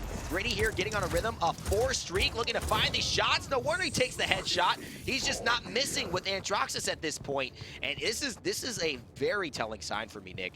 Fake Out could definitely be in this game in the long run. They have some big name players we recognize. Sheepy picked up a triple kill in that last engagement there on the Ruckus. Nice dismount coming through across the map from Gritty. Just sitting here waiting in the wings, looking for an angle on some of these squishier targets, specifically looking for Shady Shades on the Shaolin and Stolze's Eager. Oh, gets damage off, does not get the kill. This is up for his teammates to follow through. Buck's gonna want to jump up there, gets the protection shield. Field study not applying yet because now he's got the 40%, but he's got to run away. The Buck Wild's available, but he will die, and he chooses not to use it and take it to the grave. Zero Chan doesn't want to fight that one too much, as if he could do anything after the planet coming through. Sheepy gone, and Gritty gone as well. It is all Eager right now, despite Fake Out having some great moments earlier on. Beautiful stun there from Arai in that previous engagement, allowing Shades to get all of this value out of this planet almost every time, hitting 6 shots plus with that dangerous ability. Bitey picking up the Buck as well, keeping up pressure, keeping up poke. Has the Cauterize 2 already online. And there's Stolze in the back line again, feeling his life, but you see on the left-hand side, here's Gritty. Look at those shots, Gritty! Boom! Takes him down, double kill for Gritty. Looking for a triple here. Will he find one? Not yet. Still trying to find more bodies, but they're all dead. And Gritty doing his job, taking down the flankers from long range even. And this is, again, a great stabilization by Fake Out. They are here to stay. They're here to play. Eager need to step their game up if they want to push this the same way they did back on Frozen Guard. New roster, new capabilities here. Gritty making a name for himself, frankly, with the heads will roll talent, something we're not used to seeing. One of the by far the least common pickup that we've seen thus far. We've seen, I think, everything else but that at this point. And there's the play coming out from Shaolin, looking to find a Shady Shades. Can't get the damage yet. Impale Sheepy into the wall. There's a protection and the emitter. The Dread Serpent comes out, and Arai gets the kill on a Sheepy, so no Ruckus on the table. Great impale from Shady Shades. Finds Buck, 1 shot away, but he stays alive. Zero Chan using the recharge to keep himself alive, but here's a great Tempest from Bitey to make sure his teammates stay healthy and keep the momentum rolling. No kills, but it just facilitates the kills now. Flawless, flawless. Has he missed an arrow in the previous 7 seconds but they here? defended. They do. They get the zone they need. A couple of clutch pickups. Shady Shades unable to get it done, but on an absolute tear there at the end. 5 streak as his team loses a round. Really, really impressive plays here, Nick. The items are coming out. Obviously, Eager have the advantage with that point fight. They're electing for a lot of Cauterize here. Yeah, this guy, Shady Shades here, was player spotlight this week, and for good reason. He is a very dangerous player that doesn't get a lot of the spotlight here because, you know, everyone gets overshadowed by Bitey just a little bit. One of the louder personalities in Paladins, Stolze as well. One of the more talked about players, but Shady Shades is showing up in a big way here, doing a great job at dealing with Ihihi's Buck. Zero Chan taking a bit of rejuvenate so he can make sure Korikin's healing. He's elected to go with Chronos and reduce the cooldowns on his clones can be that much more effective to him. Here's what's interesting. Shady State's in the background. The real question is what's going to happen with the Victor? What's going to happen? Gritty goes down. Stolzy takes down Korikins, and that is not what you want. Your Ying that you're counting on for so much sustain goes down at the very beginning of the fight. Shady Shade's in the back line, free firing, thanks to all the pressure that his team has applied. And Stolzy really in the front lines with that hipfire card. Look at that damage, man. 200s per round he is hitting, and that is just not that is just a scary thing. Fakeout's team fight is living and dying by Ihihi and by Gritty on this buck. If they don't take out Shady Shades and Stolzy, they are losing these team fights handily, but there's a key pickup for Ihihi. And now you see that Ihihi is alive still, going in with the fight, and it means that Gritty is alive as well. Shady Shades gets taken down by Ihihi, and so things are starting to look good. Here's the Hyper Beam. It forces the Ghost Walk, which is more important than you think. The protection will shield up a lot of that damage, but that just means that there's no invulnerability. That means Gritty can come through and get 2 kills. Stolzy takes down Gritty in the process. Here's the barrage incoming, but Stolzy will just use it to take down a Buck in the process here. 96%. Shady Shade's got to get on the point, but Ruckus's DPS is too strong. This is exactly what they wanted. No ultimate for this, but they bought enough time, and that means Wi-Fi gets the hook. Beautiful point stalling coming out, but Stolzy does go down. This Ruckus is being kept very healthy right now. Here comes a Dread Serpent, though. Eager trying to hang on. Great plays. Ying keeping everyone healthy. Shady Shade's back in tow, but it looks like it's going to be Fake Out who get the point objective after all this time.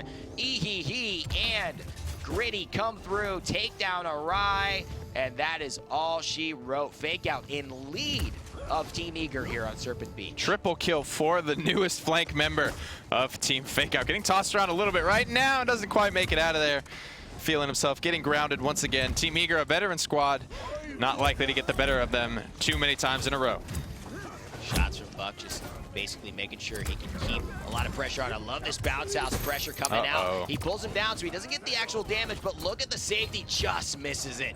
And he gets picked off by Stolzy.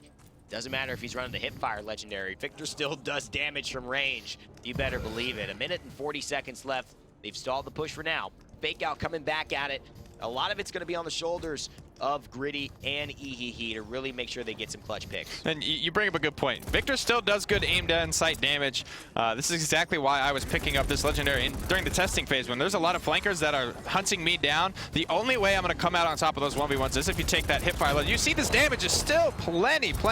It's nuts, but look at this Gritty coming in. He actually helps to finish off and just set things up for Ihihi. Both of them go there and they win the battle because Ihihi gets 2.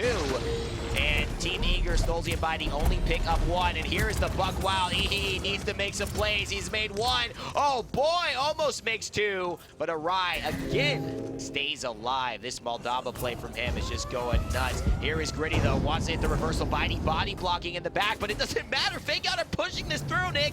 3-1. They distracted and pulled the sheet over their eyes, and that means that they get the most important thing of all, another point. Gritty commanding the attention he needs to, distracting Eager on the high ground. Bidey prioritizing saving his main healer, and it just was too little too late. They couldn't rotate over to the payload fast enough. 3-1.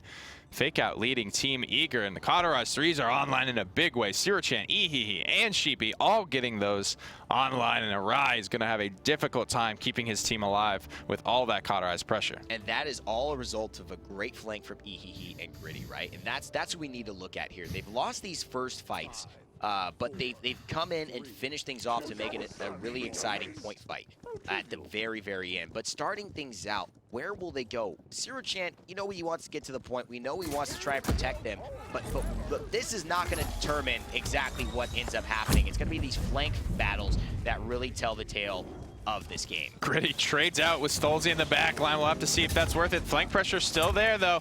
Shady Shade's not being allowed to free fire, and Fake Out in control at this point, climbing close to 50% already. That's huge. That's huge. Bounce house. He's going to get a lot of damage. He can get a ride here. The Slither's down. Oh, boy. He picks him up. Is he going to get 2? Oh, he doesn't get Shady Shades. A great planet comes out, but he trades a healer for a damage dealer, and that is very important because Fake Out already 69% on the objective, forcing ultimates here, and Gritty getting taken down by Shady Shades. They forced a lot, but they're still basically not in command here. That timing actually clutch through the reversal there for Shady Shade Shaolin. I like the use of the Heat Haze there. Very important. Doesn't get the stun, but the planet damage follow-up will be good here. 72 to 72 and climbing. Eager looking for it. That's a Dread Serpent that could matter here, but it doesn't get a lot of follow-up on it. They just have Shady Shades free firing, and that is what's important here. Doesn't look like Eager's going to want to give this one up very easily. Use the Grok Tempest, and they may be content here, Fake Out, to just let this one go. It's 99%. And it'll only be 3-2 if Eager do capture this one, and that is what will happen. They basically have a collapse again. It just didn't go the right way. Shady Shade's coming out of that fight with Ehehe after 1 health, and thanks to the planet. I mean, if Ehehe wins that fight, it could be completely different with Shady Shade's dead. Grenade, damage here for Souls. Isn't going to be enough. He goes down. Ehehe picking up 2 kills in that engagement. Very aggressive attempt just to keep momentum high for Eager, but it is skunked almost entirely. Eager only find 1 kill for their overextension. 2 minutes remain, though. They will have plenty of time to group back up and give this another shot. And of course, with Ehehe taking so much pressure off of Gritty in the backline, it kind of opens up for this duo flank there. He actually misses the jump for the 2nd time in this game, and again, you can expect that, but they're going for Gritty. They know that he and Ehehe are the answers to this. They're just, when they go down, there is no one to contest Solzy. There's no one to contest Bidey, no one to contest Arai. They've got a lot of points sustained with Zero-Chan and, of course, the Sheepy on the Ruckus, but it's just not the same thing. Solzy actually gets in a better spot to try and get near some healing for Bidey, but he actually gets baited around, and this clump is working in favor of Fake Out. 1 minute and 22 seconds on the clock. Push still advancing, but for how long? He goes down. Big pickup there for Shady Shades. Now it just comes down to Gritty versus the backline. Bidey needs one more. Finds the nether step around the wall. Shady Shades forcing him back, but Stolzy's here and he wants revenge. Big headshots though. This Gritty is really showcasing some of the power of this headshot, because when he's hitting them, he's practicing them, he's looking for them. That's paying off big. Solzy actually pausing the game right now because I think he smells trouble. I think right now Eager have a really serious dilemma on their hands. It's a very clear cut how these team fights are going. Stolzy and Shades beat out Ehehe and Gritty, then Eager win the team fight. If the opposite happens, then Fake Out are coming away with it, both very convincingly. There's very clear here who is the important parts of both these squads' team fights. Can I tell you something? Yeah. No one has practiced against Heads Will Roll Androxus. You think so? I'm pretty sure no one is anticipating that. Everybody loves mobility. Everyone thinks that Darkstalker was the must-have. People were telling us, especially when the Legendaries were first introduced, like, this is one of those cards that makes it seem that Legendaries, you know, you gotta have this one. It's always preference. It's always the way that you go about it and how your team decides to use it in tandem with what the other 5 players are doing. Yeah. But he's showing that one headshot, that extra 400, that 300 damage that you don't expect twice in a row, that changes your fight. That changes your game plan. 2-shotting a lot of characters. He should be 3 or 4-shotting. He picks up a big double kill. That name is so funny to cast. I wonder why. It's an actually literal onomatopoeia of a laugh. That must be where the hilarity comes from. Gritty just getting there with the nether steps. He's not going to have the same mobility, but he sure does have the damage. And Stolzy playing Victor is absolutely finding himself in a very, very precarious spot here. Doesn't want to take a lot of these 1v1s, but again, Bidey and Arai forced to kind of zone and stay with them, maybe putting them in a bit of the danger zone themselves. Solzy hip firing, finding a lot of damage, not scared to box out with these tanks, trying to save Bidey here, gets around the corner. The heroic leap damage is enough to clean up the captain, however, Barrage is ready. Grenade coming out, just looking for an angle on someone. Will aim down sights. Can't make up his mind here. Stolzy scrambling around the back of this team fight. Stolzy has his ultimate too. Overtime ticking away, but does he want to use it? They lose it for the first point fight. Stolzy gets a great kill on the Ehe, but they still haven't killed the Ying. Overtime ticking away, and without their front line there that much, they're going to need to rely on Bidey getting back and making a big impact. There's the Dread Serpent, huge ultimate already used. They're going for it, and they lose Stolzy. That's so much damage, but they do take down Gritty in the process. Shady Shade's almost dead. Nobody sniffs him out though, but this is not looking like a possible hold here. But here comes Wi-Fi to try to save the day. Shell spinning in for glory. He takes down Shady's though. Sheepy picks up Bidey, and now all alone is the Turtle. Has the Ancient Rage, has the ability to stall here. Will Eager put it all on the line? Will he use it? That's the question. He's got the ult. He's almost going down. Is he gonna pop it? This could mean so much. He decides to let it go and Fake Out defend. And this means that Eager are 3-2 down again, still cannot win off this objective capture, but Fake Out can.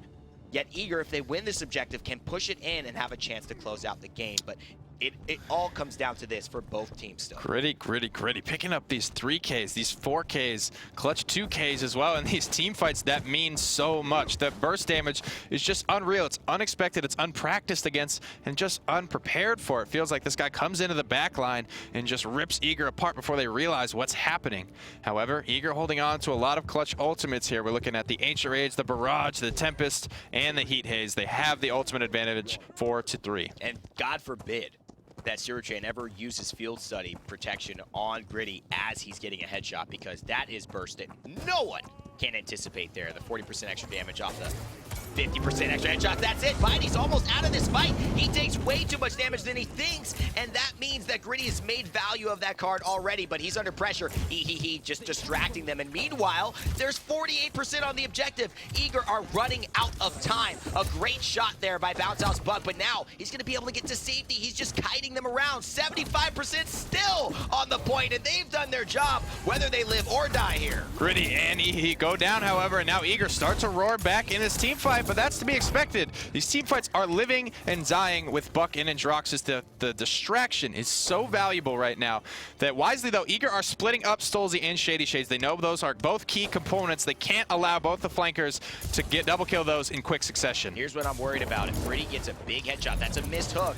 And if this zone doesn't work, it's Eager already feeling a little bit soft. Gritty from the back line picks up Bitey. Gritty still alive, and that's the one who's going to see if he can snowball this fight. We got Wi-Fi and Makoa trying to stop things, but still, he is fighting against Zero-Chan, and this could be a fight that he may not win. We see him get that nice cannon in the end, but there it is, the Ancient Rage coming through, still on the objective, trying to make sure that his team can have it. Wi-Fi, Bitey, and Shady Shades pick up the kills, and they get the objective here.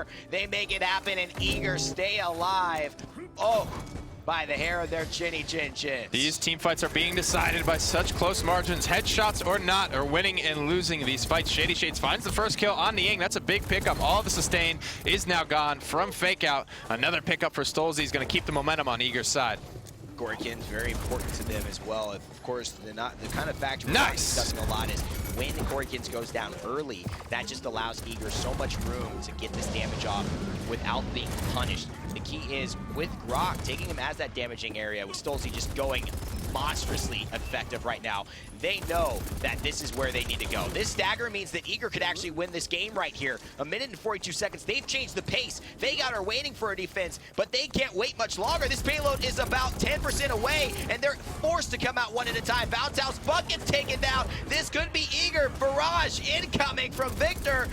And he's almost gonna kill it. He does take down Sheepy. Shady Shades and Stolzy under no pressure, gonna guarantee Eager can win this fight if they stay alive. They've won every fight where the backliners are alive, and a beautiful Dread Serpent to put the cherry on top. My goodness, man. What a play, what a game.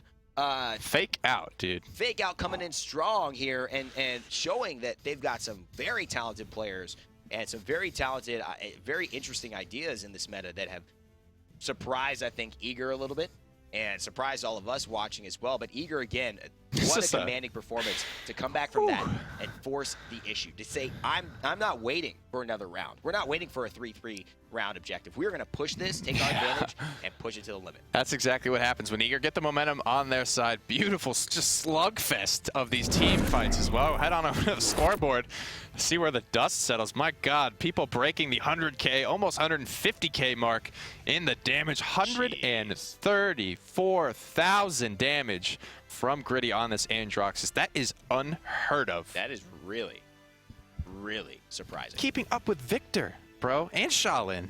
That is extremely surprising. I mean, just looking at how many headshots he actually was able to hit, we saw almost every fight he was getting value from that. And, you know, when you go in with a plan, it works. But it seems like when you go in with a plan, it seems to work even better. Shady Shades 58 and 9, 140K. And again, 9 deaths only, so different from what the 20 and 23 numbers say on the side of Ehehe and Gritty. Stolzy and Shades just able to be protected that much more and stay alive that much more. Yeah, I mean, you look at their flankers. They have to go all in. They have to get that kill. They have nowhere to run to. They have no healer trying to keep them alive. These guys are going all in. Gritty, shout-outs. That is the default legendary for Androxus. First guy to make it work in competitive play. And It is a very, very exciting day as well to see that there is one more game here, if possible, and maybe even more.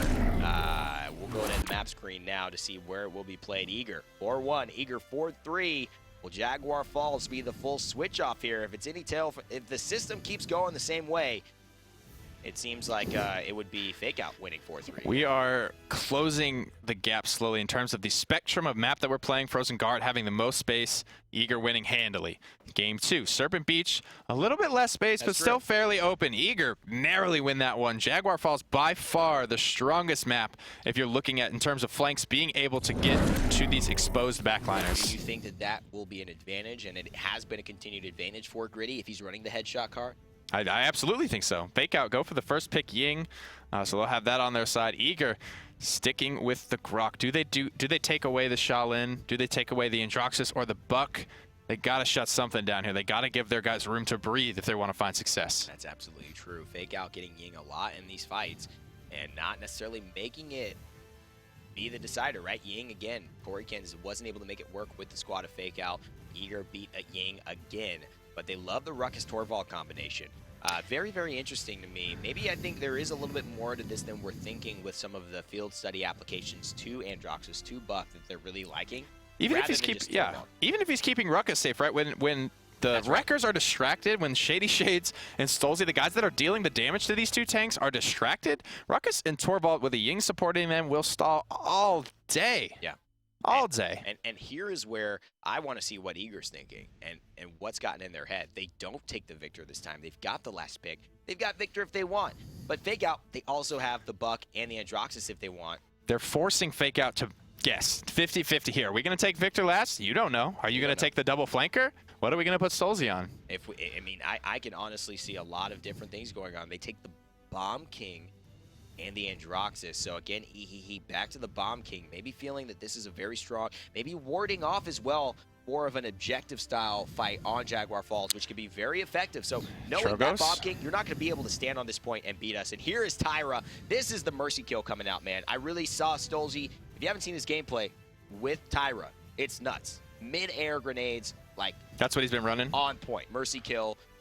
This is going to be very, very important, especially when he's fighting against the 50% headshot damage from Androxus. It's a battle of who's going to burst who first. And Stolzy on the Tyra, he's got 2,600 HP. He's got the pool to survive 2, maybe 3 headshots, depending on how Gritty's feeling. He's going to stick with that headshot damage. Nitty, gritty stuff coming out from the brand new Androxus player. The Sheepy will be playing that Ruckus, likely to still be running the Flux Generator Ultimate on the Bomb King, running Accelerant. Obviously, all this is for now until we see them actually leave the base and lock these in. Field Study for Zero Chance Torvald, and Lifelike for Qualifiers Ying. And there you got Pluck from Makoa, already Mercy kill for Stolzy, as we would have imagined. Maelstrom for Grok. Shady Shade's going to be using Recurve, and then Maldamba Spirit's chosen. With Stolzy, we could see his loadout as well. The Tyra not taking extra ammo here. So going for, actually, Primal Might, getting an elimination reduces all active cooldowns by 40%. He's looking to, he's looking to rotate and use this firebomb effectively. The strategy from Fake Out was just park our tanks on the point and have them stand there as long as possible. Firebomb from Tyra does percentage-based damage and is going to prevent that in a big way. And he's not running cooldown on the firebomb, just a volatile 1, but he is just wanting to make sure that he can get that grenade, get that firebomb up as much as possible. 40% off of that long cooldown is extremely, extremely powerful, and that's what he wants. Missing the mercy kill shots for the grenade, though, but Tyra staying alive. That DPS is going to be something you don't want to mess with. Stolzy finds Gritty, easy peasy, misses the grenade again, but the cooldowns are coming through, and again, eliminations resetting his ability to get his cooldowns back by 40%. So this is definitely a win more type loadout has. The question is he always going to be winning in these fights? Because if not, he loses a lot of value in his deck. 45 to 45, now 50 and climbing. Eager currently in control, but being put on the back foot by this double frontliner, stunned out and killed is Stolzy. Not going to get any cooldown reduction off, but dying there as well. The Sheepy back in the point, and Zero Chan is here also. There's the Bomb King, and the Grumpy Bomb coming out from Bomb King, zoning out. Bitey goes down. Wi-Fi is by himself, and this tandem getting shielded, getting the repulsor field, getting the protections, and the 40% damage on a Ruckus, which we talk about not necessarily being showcased, but so valuable in these team fights, meaning why Ruckus is getting a lot of this top damage in these games has been impactful, giving Fake Out again the lead in command here on Jaguar Falls. Field study right there. The protection bubbles from Torvald, keeping Sheepy alive absolutely 100% in that fight. He would have died to the Shaolin pressure had Torvald not been there. 2 minutes remain. He looking for an aggressive Grumpy Bomb, spotted out fairly quickly by Stolzy. But playing well, Record 2 online already, thanks to the fact that they've got the 300 extra credits. He's able to get that tier 2 so much faster than Team Eager, and now playing aggressively. Look at that, mid-air finds one shot of the bomb, very impressive. This is where I would even suggest maybe using the King Bomb. Doesn't have sight on them, but once he does, this is a great ultimate to try and force a lot of pressure out, force a lot of cooldowns. Could be bad, but look at this, Mercy kill Tyra on his way. He's gonna get marked as well, so he's gonna wanna stay back and of course just let his team push it from the front side. Torvald and Ruckus still staying strong. Backline Bitey right now on this Grok. He goes down to Shady Shades. Sirchan in a rough spot. He's gonna eat the dirt as well. Bitey cleaning up, I think, 3 kills in that engagement. 668 credits. He's got the ability to get a tier 2 of himself if you want Stolzy. Yeah, but he's got tier 2, also 2 tier 1 items. You can go for some defense, go for maybe a little bit of a utility item with Nimble. We see a lot of that picked up on Tyra just because she has no movement skill in general. But Shady Shades not experiencing enough of the flank pressure. Gritty, someone we haven't looked at a lot in this fight, still running the headshot bonus. Here's the King Bomb. It's definitely going to do damage. Up in the air goes You raise me up. And gets taken down despite all of that. The Sheepy takes down Wi-Fi, and here it is, Bitey versus Ehehe. Wants to win this one for sure. He's just going to get closer and closer. Bitey wants to get close too. Ghost Walk not available. It's one shot to win it. Oh, the Poppy Bomb. Yeah, see you later, buddy. And hits him with the BM. You gotta emote after that kill. That was some serious style points there. Hexafire on the front line. Gonna say no thank you later, Gator, on that Ancient Rage. Huge. Cannot shield during that Ancient Rage. That was so impactful. Fake Out take a 2-0 lead. This is something that they did last, but Nick, the theme, Fake Out getting closer and closer and closer to winning. The map's getting smaller and smaller and smaller. Fake Out strategy getting better and better and better, and it is working exactly as predicted. Off the back of these beautiful flank plays coming out from Gritty. Life Rip 2 immediately online. Needs to do what he can to stay alive. His team is living and dying off the back of his pressure. Ehe switching up the pressure a little bit to the Bomb King here. Finding the mark, frankly, getting a lot of damage done on this character. Somebody that's traditionally pretty hard to operate. Goes for the morale boost as well. Bitey has gone into resilience, trying to negate Grumpy Bomb stuns, King Bomb stuns, all that crowd control. Even a Hyper Beam is going to be negated. And the 3 streak for Gritty. Important to see where he elects to go. We saw Stolzy's POV last time. Gritty going to the left. They probably have sniffed this out, but not quite yet. One headshot could change everything here. And it looks like he's gotten a few shots. No headshots, though, but the damage has been enough. And they're having to look to the left, the right, and the center. And this is just too much. There's a headshot on the Bitey. He seems to find a few of those, and he gets taken down, executed by Stolzy. Mercy kill grenade. Not enough notice for him to go ahead and do the reversal. Not that it would even matter if he was able to hit that ground around him, but the Sheepy getting totally zoned out here with the Death Threat Serpent.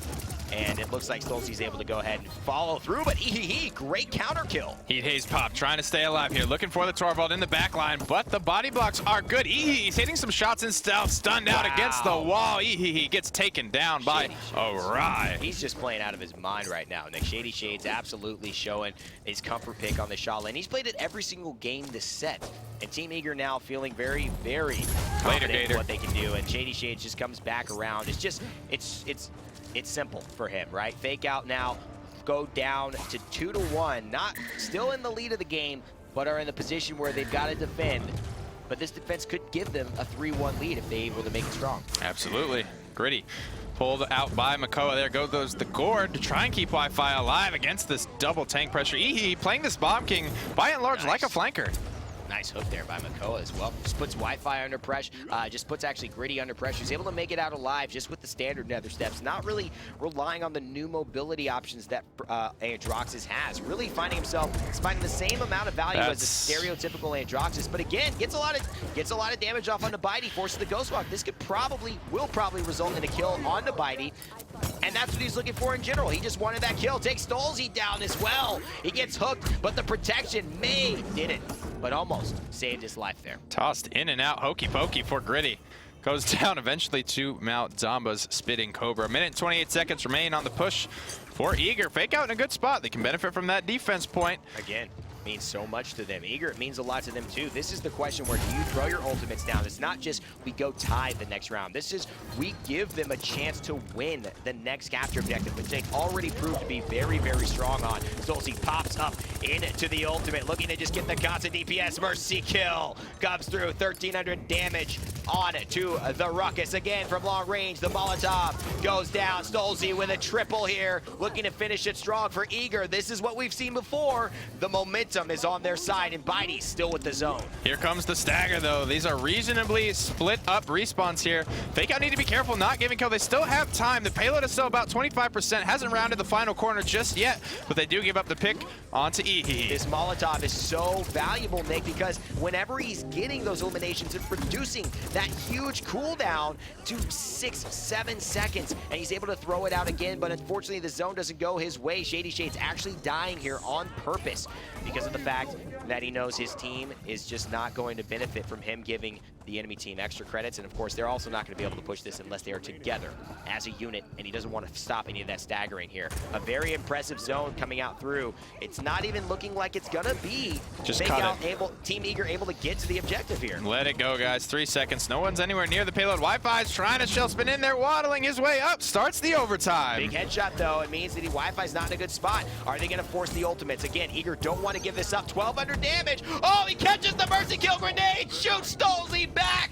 Gives him one for his money. And Gritty now in the air. He's gonna use the ult. He wants to make sure no one finishes this off, but he's here with Shady Shade's headshot. Makes the duel his. And now Bitey in the back line. Headshot again. Headshot again. And it looks like, oh, the reversal picks up Gritty going out of his mind. And he's looking for the headshots again. That's a defense by Fakeout. That's a hell of a play by Androxus. Rookie of the year. Gritty on this Androxus, making it work where no one felt confident going into that headshot damage, showing that it's all up to the player. This legendary from Androxus is literally limitless. As good as you are is as good as it's going to get. Gritty showing that he can get it done. 800 credits, 8 streak for the Godslayer. Absolutely blown away by Gritty's gritty performance there at the end. When it all mattered, he goes into the ultimate, he gets damage again, forces the cooldown, the ghost walk, which would have stalled a lot of times if they would have let their team come through, trying to kill Grok, and then he ghost walks. No. They put Grok on the defensive early, and then he's able to go. Win the duel with Shady Shades at about 100 health, but he's got the life rip, Nick, and that means he can keep fighting. He stays back. He's got 20% lifesteal off of those headshots. That means a lot of damage, and that's where his sustain is coming from, not from the nether steps. He goes all the way around after they spot him off, gets the dismount, one shot under a ride, 2 more, looks for one. Gritty with another kill, 9 streak for Androxus, and he's out for blood. When he gets shut down, when he gets zoned out, it feels like he just steps up to the plate. Eager doesn't have enough. Big headshot onto Makoa, but the dynamic duo here is going to go into the hunt ultimate, trying to pop that, staying alive against the Bomb King here. Both those boxing out. Stolze going to come out on top. Hexafire to zone. Wi-Fi there with Stolze, and the problem is that he's not able to get onto the objective with the Ancient Rage and all this damage coming out from Ruckus. He can't shield, but there's the shield protection from Zero-Gen, and that may have just changed the whole fight. That saved his life. Headshots trying to be coming out from Gritty, but Bitey takes down the Sheepy in the process. He's still alive with the Grumpy Bomb, and that is such an effective zoning tool. If Wi-Fi goes down, it can mean everything for Fakeout, and he does. This is so big for them. The Molotov comes out. Grumpy Bomb again. Will it be Zero-Gen who can close things off? Stun on the 2. With the damage. Holy moly. Damn, dog. This is going crazy, and Fakeout might just win over the best team in North America. Bullying their way back on, 10% off the mark for King Bomb. Uncontested, shredding through Eager's backline. They don't have an answer. Wi-Fi stunned down in the corner. Overtime ticks out. Oh, I can't believe it. Fakeout. Faking everyone out, the viewers, the commentators, even Eager here. Well done, Fakeout, coming through. Gritty with the masterclass performance, and the whole team with the synergy on the maps that they selected, sticking to their guns, sticking to their plan, and it just showed that they can beat the best when they are playing at their highest potential. Boy, This is some exciting stuff. I think some opinions are starting to be changed about which legendary is best for Androxus. Ehehe and Gritty, the top 2 damage dealers in the game. 74,000, 72,000 for the King and the Godslayer, respectively, beating out some of the most dangerous players in North America. Shady Shades on the Shaolin wasn't under a lot of pressure, only died 8 times. Stolzy only dying 9, and still getting outclassed by the damage from Fake Out. But look at this. The front line pressure was so much stronger with Ruckus, with Zero Chan, and with Ying.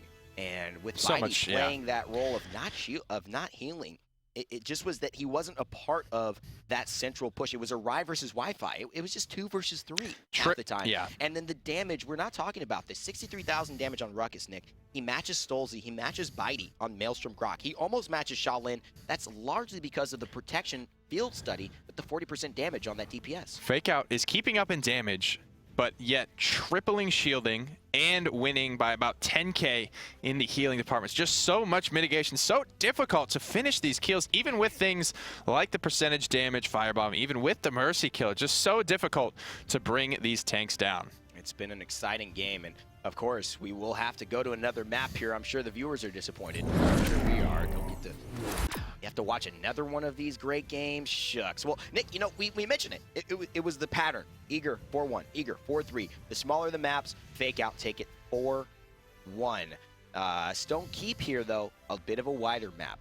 And I think with their strategy in the drafting phase going so well for them, Eager almost got surprised that it worked finally and how well it worked. It's just... I would not expect to see Ying on the side of Fake Out. I would also not expect to see... I just don't know. The Ruckus Torvald was so strong. It has been, and Team Eager snagging up the Ying. They elect to go for the first pick, so the map pick, this was Fake Out's map choice. So they feel confident about it. They feel confident about it. They take the Makoa, and this, if Fake Out pulled this off, I'm impressed. I'm just impressed as a squad because they say we don't have, we're not a one-trick pony. We could still play the top-tier champs. We could still play a variety of frontliners and do well. But it's going to be how well do they do against a different lineup. This is something Eager hasn't really shown today, especially with the Torvald having to play against it. Team Eager, they're giving him a taste of their own medicine with this one. Somebody's got to pull out the Drogos here. I mean, Ehehe's Bomb King has been great, but I would like to see it. I mean, it's so difficult to deal with, especially when Team Eager's not picking up guys like Androxus. Ehehe's Bomb King made such a big difference. We talked about Gritty at the final push to keep it a 3-1. Ehehe's Bomb King at that final actually capture objective was so important with the Grumpy Bombs. This pick is important right here. Fake Out are doing what no one else have done. Leave the Maldamba open. Pick it last. Once the Ying is first pick, just go with the Maldamba last. Is anyone going to take Maldamba away from you? We're about to find out the answer to that question, and it's no. Man, here's the question here. Is the Victor going to be enough? They've got the Torvald, they've got the Buck, they've got the Ying, but it's just, to me, something that can still be susceptible to Ruckus on this objective with the Makoa. He's not going to have that extra damage, though, and that will prove how important that has been. And, of course, you can't count Eager out the fact that they're just such an incredibly experienced team.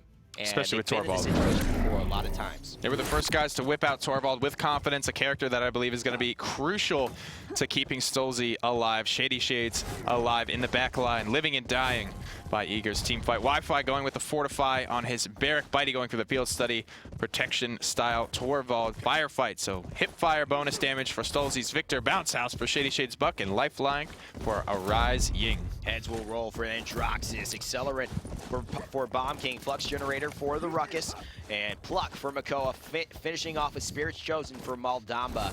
And a lot of defensive cards here. Maldamba going for Morale Boost, which says a lot about his playstyle and the goal that they're counting on these Dread Serpents to turn the fight and to allow Sheepy and the rest of Gritty and, of course, Bomb King to make things happen with that fear and that moment to just collapse onto them. Here is Wi-Fi. He's running the barrack. He wants to get set up as soon as possible, but already Ruckus and Makoa make it there a little bit first. And they're going to basically zone him out here, especially with the Gorge. Stolzy gets a kill on the Gritty, though, and that's fantastic, but Wi-Fi starts to get a little bit of the pressure, and he's forced to use his rocket boots 12 seconds before he can retreat. But it looks really, really good for the side of Fake Out. And now, double kill for Wi-Fi. Everything is going their way. 15% for Eager, 18% now and counting. Barrick is a good option to shred these tanks down. He's got that shotgun. He's got that big burst damage off the back of those turrets, and he's slowly creeping his way up on the points. Beautiful zone here from Eager to keep Fake Out on the back foot. 33% for Fake Out, but Eager are roaring over 60% now. And all of these dismounts, I mean, we've played this map quite a bit, and it's very difficult once you get dismounted to get back to the fight. The key for me, I think, is to fight while they're trying to zone you. And if you have enough time there, if you can do that, you can put them under pressure and then have the possibility to contest. You cannot just walk and let them get you down, but they have not had an answer for Wi-Fi here. The healing that's been provided by Ying, the healing from his healing station turrets has been absolutely phenomenal, and Eager take a huge advantage here. Continue to zone. Solzy with the grenade looks to find some damage. Firefight looking to get the extra rounds and get the extra kills, and he's got one more grenade for you. Pop goes the Weasel. There's Korakin heading back to base. I mean, did Fake Out get out adjusted here by Eager? Is this comp different and wild enough? There's why you pick up the hip fire there. Stolzy wins the 1v1 trade with the flanker and can still do good damage here from a distance, electing to just keep on hip firing. Wow, and of course he is at that kind of mid-tier range, but again with the grenade, Stolzy on an 11 streak here. He said, you know what, Gritty, take my name out your mouth here, boy. I know you've been flanking me, pal, but I gotta make sure that you know who's the top dog here in the damage category. And man, Stolzy coming back with a huge game number 4, just making everyone remember how much damage Victor can really put out. Grenade after grenade after grenade, hit fire after hit fire, zone after zone. There is no way anyone is withstanding this onslaught, and this aim is not gonna be missing here. The grenade again helping Shady Shades to finish it off, and this looks like everything but a defense for Fake Out. 2-0 goodness. Victor gets bonus damage after hitting a target with his grenade, and in addition to this, he gets it from his legendary to hipfire. In addition to this, the first 4 bullets in Victor's clip do more bonus damage. I was seeing the numbers over 300 popping up from this Victor, who hits you every 0.1 seconds. That is over 3,000 DPS in that clip. Those 4 bullets are doing 1,200 damage. Pretty nuts stuff to be... Don't even need to hit the headshots at that point. Pretty nuts stuff to be the victim of as well. And it seems like they have had no answer for this Victor. And Bitey, let's talk about the 40% damage that he's giving to Stolzy. God bless. When he's in trouble there. That is just why Field Study can be so impactful and why Victor seems to be a very, very prominent choice for Eager. They are one step away from moving on to the very end here and beating off a semifinal that has just been absolutely festive here with so many different things. There's the Dread Serpent, but Moldava not even focused on Stolzy, doesn't even see him. Gorigan's now finally going for it, and they've focused Stolzy out 16 streak, but I don't know how long it'll last. Oh boy, the damage from Bomb King up close still isn't enough to kill Stolzy, and they'll Fake Out have 35% on the objective. They have yet to find an answer for this man. Oh, nice stun around the wall. It's enough. Korikins comes through with the support plays. Instantly ripped to shreds, though, by Shady Shades. The follow-up is there, and 39% for Fake Out. Shady Shades here on the buck, just going to bounce his way on out of trouble. What's very important about that, though, is Arai got the kill, and that means Dread Serpent will be up very soon. 63% already after he literally just used it because he got the streak from Stolzy off, and that just means that when you get a kill streak on a player who's done well, you get extra charge for your ultimate. There's the Androx's ultimate. Shady Shades gets stunned, and he actually does find himself out of this fight for now. Gritty not having any of the impact that he was having before. The Sheepy's still alive, though, and Arai here getting his ultimate charge a little bit faster every second. 83%. It could come down to the Dread Serpent being the zone tool that they need with it about to happen, but they don't even need the zone. Fake Out actually just win this fight. They take it. Shady Shades didn't. He bumped his head on the roof. He didn't get around the corner. He didn't get the overtime started. Just slightly mistimed. And Eager, they still can. They're in a good spot, though. They can benefit from the defense point here because they did get the cap and the convert. There's big damage onto Arai as Fake Out look to turn this corner and break the base of Eager. Nick, my worry about this with Eager is they're relying on something that, like, is Stolzy. And if Stolzy doesn't go forward, if he doesn't make things happen, I love this ultimate, by the way. It's just such a good momentum keeper for them. Although they do die, I really do like the sentiment that Arai was able to go for. If that worked, it just means that payload keeps moving. They stay staggered. Maybe they don't win a whole team fight, but it stays 4v3, 4v2. Unfortunately, things don't go their way. They can't pick up a couple clutch kills. But my point that I was making is that it feels like a lot of this is hinging on Stolzy's performance. And with Victor, a very easy things go one way, run wrong headshot, and Eager are kind of out of luck. Absolutely. They're relying a lot on his damage right to carry this team fight. Barrack, though, Wi-Fi's Barrack is doing a good job, putting a lot of damage in. He's doing so much! Grenade damage coming through, finding the resets. Barrage is ready to go. Kills for Arai, kills for Bitey, kills for Eager, 4 nothing. This is absolutely nuts. And you see how dynamic their team fights are on Eager when things are working well, when Stolze has that up.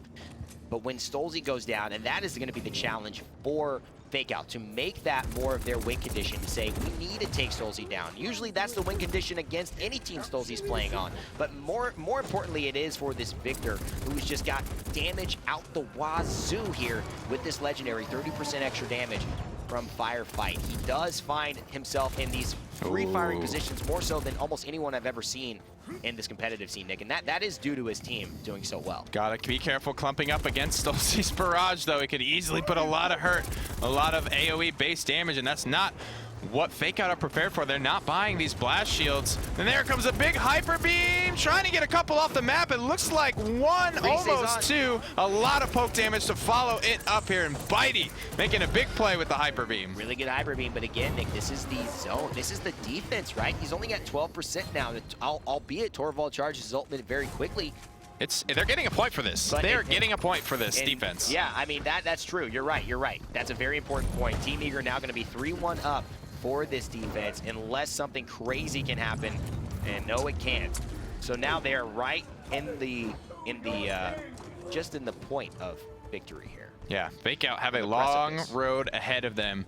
Even if they capture and convert here, they will not win the game. Eager just need the capture. They have a couple of ultimates to do it as well. The Dome Shield, the Barrage, the Buckwild, the Illusory Rift, and we've seen how fast Bitey can get this Hyper Beam charged up on Torvald. Double, triple resilience coming out from the boys. They don't want to be Dread Serpent, Grumpy Bombed, or King Bombed. Or Poppy Bombed at all. I mean, it's just the fact that Bitey died to that Poppy Bomb, and he said no more. Never again, right? And of course, they won't be thrown off of it as well. So if there are those clutch overtime moments, FakeOut are losing the opportunity to make it a real comeback moment if they use the Dread Serpent, if they use those stuns. It becomes less and less effective. But of course, even half a second can be very important. We'll see just how impactful this King Bomb is. There it is. He's back up resilience, making it seem like it never even happened. Grumpy Bomb and King Bomb losing that much effectiveness just with a couple of item decisions. Gritty with the Accursed Arm doesn't get much. A great pull on the Shady Shades, who stayed alive quite a lot in these early point fights. And with Bounce House Bug and the Protection Shield, he's doing a lot of damage here and being very, very hard to kill. Still, this fight is not gone either way. FakeOut being able to get 81%. Ruckus staying strong, and Makoa as well at the Ancient Rage. Although Shady Shade's bouncing around, he can't get on the point by himself. Bitey staying alive for so long, providing shields for Shady Shades, keeping him alive, keeping that team fight, stalling out FakeOut's capture progression was so key. Now sitting at 89% with giving Eager a fighting chance to close out the game and the set. They've got to make sure that no one gets zoned, and that just means the poke has to happen. They've got to force them back, and again, I think they should fight here. It's okay. They've got to make sure they leave one on the point. They can't all zone, and here it is. Makoa's already there. Arai could be in trouble. He gets stunned by the bomb. Oh, but he's going to Dimensional Link out of there. Oh, he's going down potentially. They got to get the Seeing 10 streak. They do. This could be FakeOut's moment. Stolze in the backline, though. They've got no answer except Gritty. He's got the answer with the headshot. Shady Shades looking to find a reversal. How much damage? Will Gritty finish one off? No, he won't. Team Eager could finish it here. The Grumpy Bomb coming in. Hyper Beam. See you later. Poppy bombed me earlier, bro.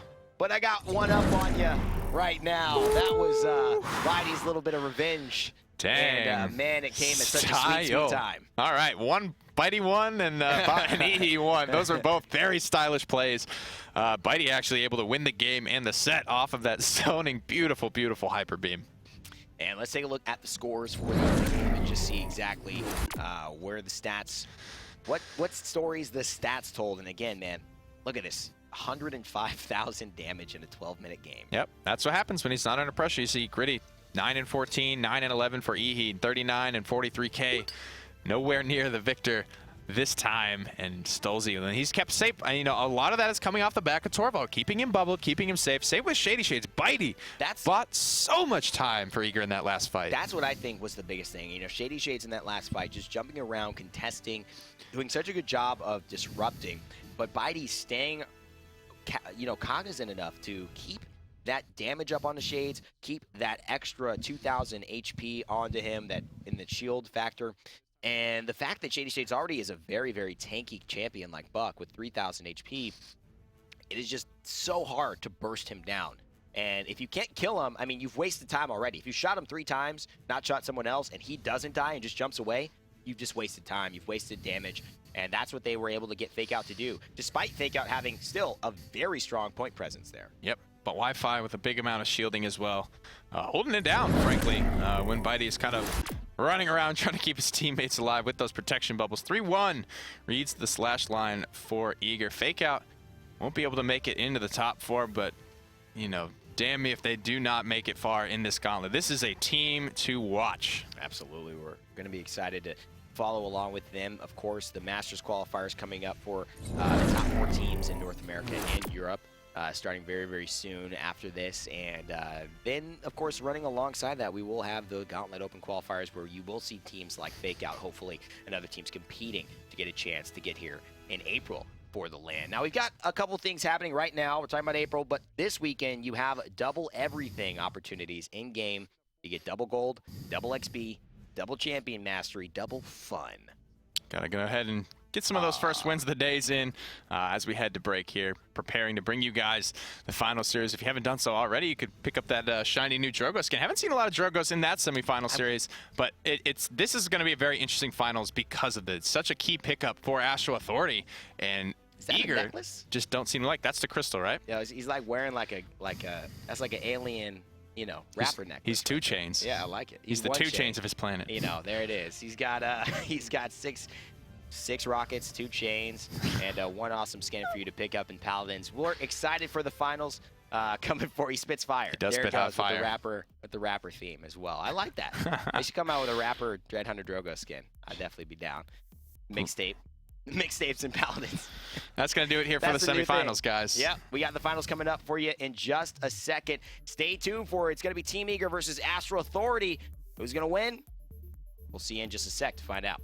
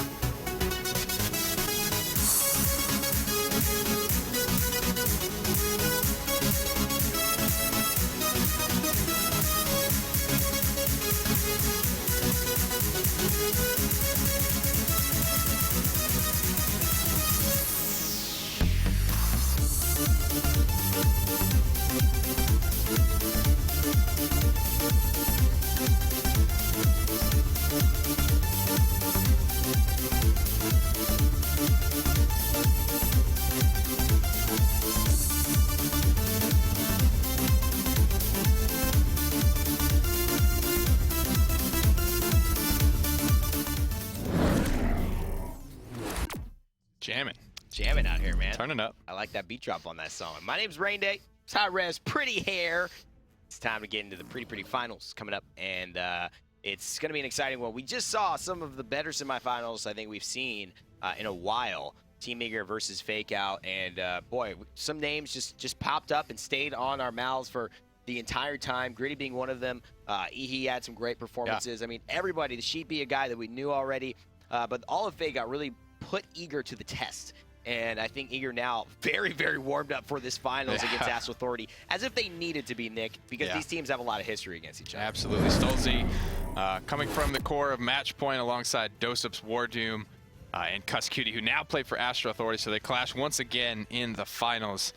These teams prioritize very different things in the draft, so this is going to be a very interesting set to watch from start to finish. And the Ying we saw still be the contender for the #1 spot, and we saw Drogos not even have a bearing in the last set in terms of value, whereas we have seen Astral Authority Zavuli love Drogos and do wonders with him earlier on. So Frog Isle from Eager, still something they don't like.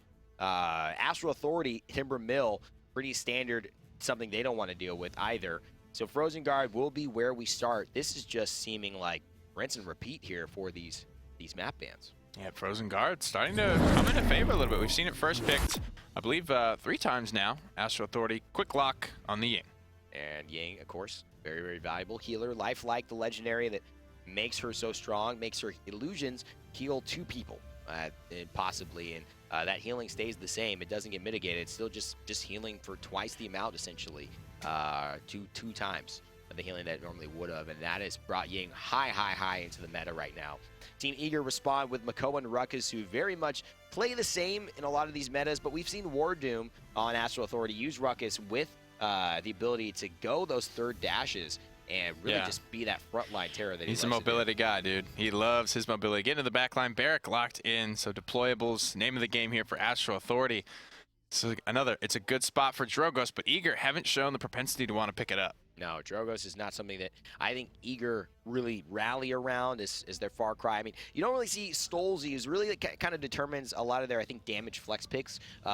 really lean towards Drogos. He likes a lot more of the hit scan. He likes the projectile, but not necessarily the Drogos and EVs. He's played EV before, done well, but it just hasn't been his type of style, I think, that he leans to. Victor seeming to be a very, very strong pick for him, and who can blame him? I mean, 105,000 damage in 12-minute game is going to be good for anybody. Astro Authority need to find some way to shut it down. He was an absolute terror on Frozen Guard, specifically in his semifinal set. Drogos and the Grover will be the selection. So a decent, no flank pressure, but a lot of long distance pressure to try and zone out Stolze. 2 healers coming in as well. We see the double healers yet again, Nick. Grover, again, though, has the opportunity to still stay as that setup healer or venture out a little bit because, of course, that healing has to happen with him. He could bind to some of his teammates who may be going forward, but they're not looking to flank. There are no flankers on the side of Astral Authority. They have a team that basically just wants to bully themselves on the point and stay there and force you to come out. Yep, the solo frontliner, Barrick, will be played by Ward Doom for Astral Authority. Take a look at one of the legendaries. He's going to be running the barricade as he is the solo frontliner. Going to need all the mitigation he can get. Lifelike for Cuss Cutie's Ying, Recurve for Dose of Shaolin, Deep Roots for Eye Drop Bodies Grover, and Fusilade for Vuli's Drogos. For now, of course, they may change these up. Pluck going in for Wi-Fi. Gunnery now going for the aim down sights bonus damages Stolze. Spirits Chosen, pretty standard for Muldamba. Bounce House Buck is, again, very, very classic. And again, we see Flux Generator coming out for Ruckus, the repulsor field being something that he absolutely wants to take advantage of in this fight. And as teams step out here, the Cauterizers and the Wreckers coming through. A couple of Chronoses for Bodies and Barrick. And War Doom's going to want to get to this objective and set himself up. Interesting to take if he goes the direct approach, and he will. Or if he was going to try and flank. Doesn't drop the turret, drops the shield first to protect the turret because it can be destroyed as it's getting up there. And now actually gets very destroyed himself. Wi-Fi with a great hook picks up War Doom, and that frontline presence is gone. They're going to have to reset here, man. Eager have won this first point. Long range, beautiful hook there from Wi-Fi's Makoa. Now Stolze's got a great angle on the back line of Astral Authority and no flank pressure to try and shut it down. The Cauterized one isn't going to be enough to do against a lot of Ying's healing. He's just trying to get the read on the Dimension Link right now, but 69 and climbing for Team Eager on the objective. These grenades just keep on coming from Stolze as well, 87%. And this is what they want to do. They just want to go in there. They want to buy some time. Wi-Fi actually looking to flank here, but War Doom goes down yet again. Cuss Cutie will fall. This will surely mean that this point is won by Team Eager. Both very experienced players. They know that this is going to be a tough task without their healer and without their tank. Dosip still buying a lot of time, though, and Die Drop Bodies doing what he can.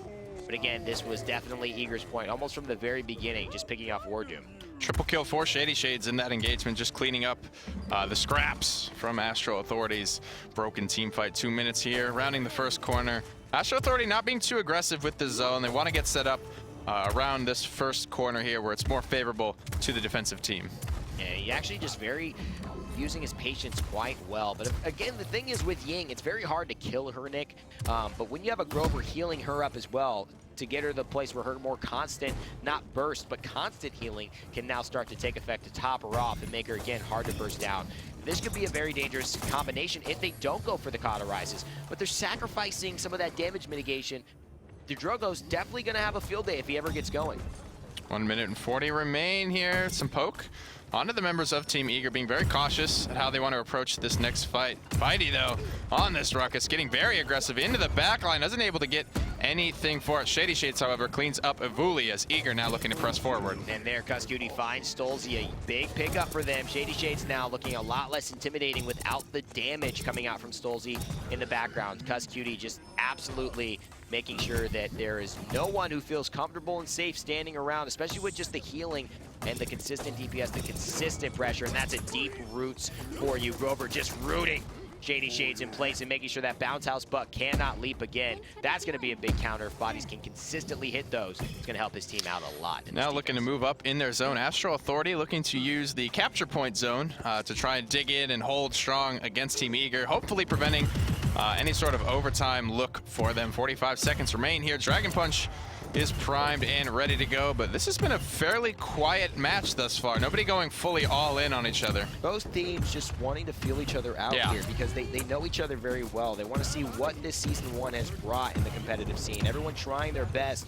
All teams qualified here that are playing, but of course, first place means a lot, not only just in terms of getting forward and taking the claim as first place, but the pride that both of these teams play with as well. Bodies, very, very good aim. He's going to need to use it on the deep roots here. Buck just jumps in, but they finish him off with Doseps as Shaolin. They've got a lot of damage. Their zone has been strong here in this defense. And Eager, though they won the first capture objective, find themselves nowhere near being able to push this. You can see just the level of respect between these two teams. All 5 ultimates available for both guys. Nobody wanting to overcommit. These are 2 very veteran squads, so any small mistake you make is going to be punished by either side. And as we take a look at some of the streaks, we're seeing them mostly on the side of Astral Authority. The defense team kind of got the better of them, only pushed it about 35–40% of the way.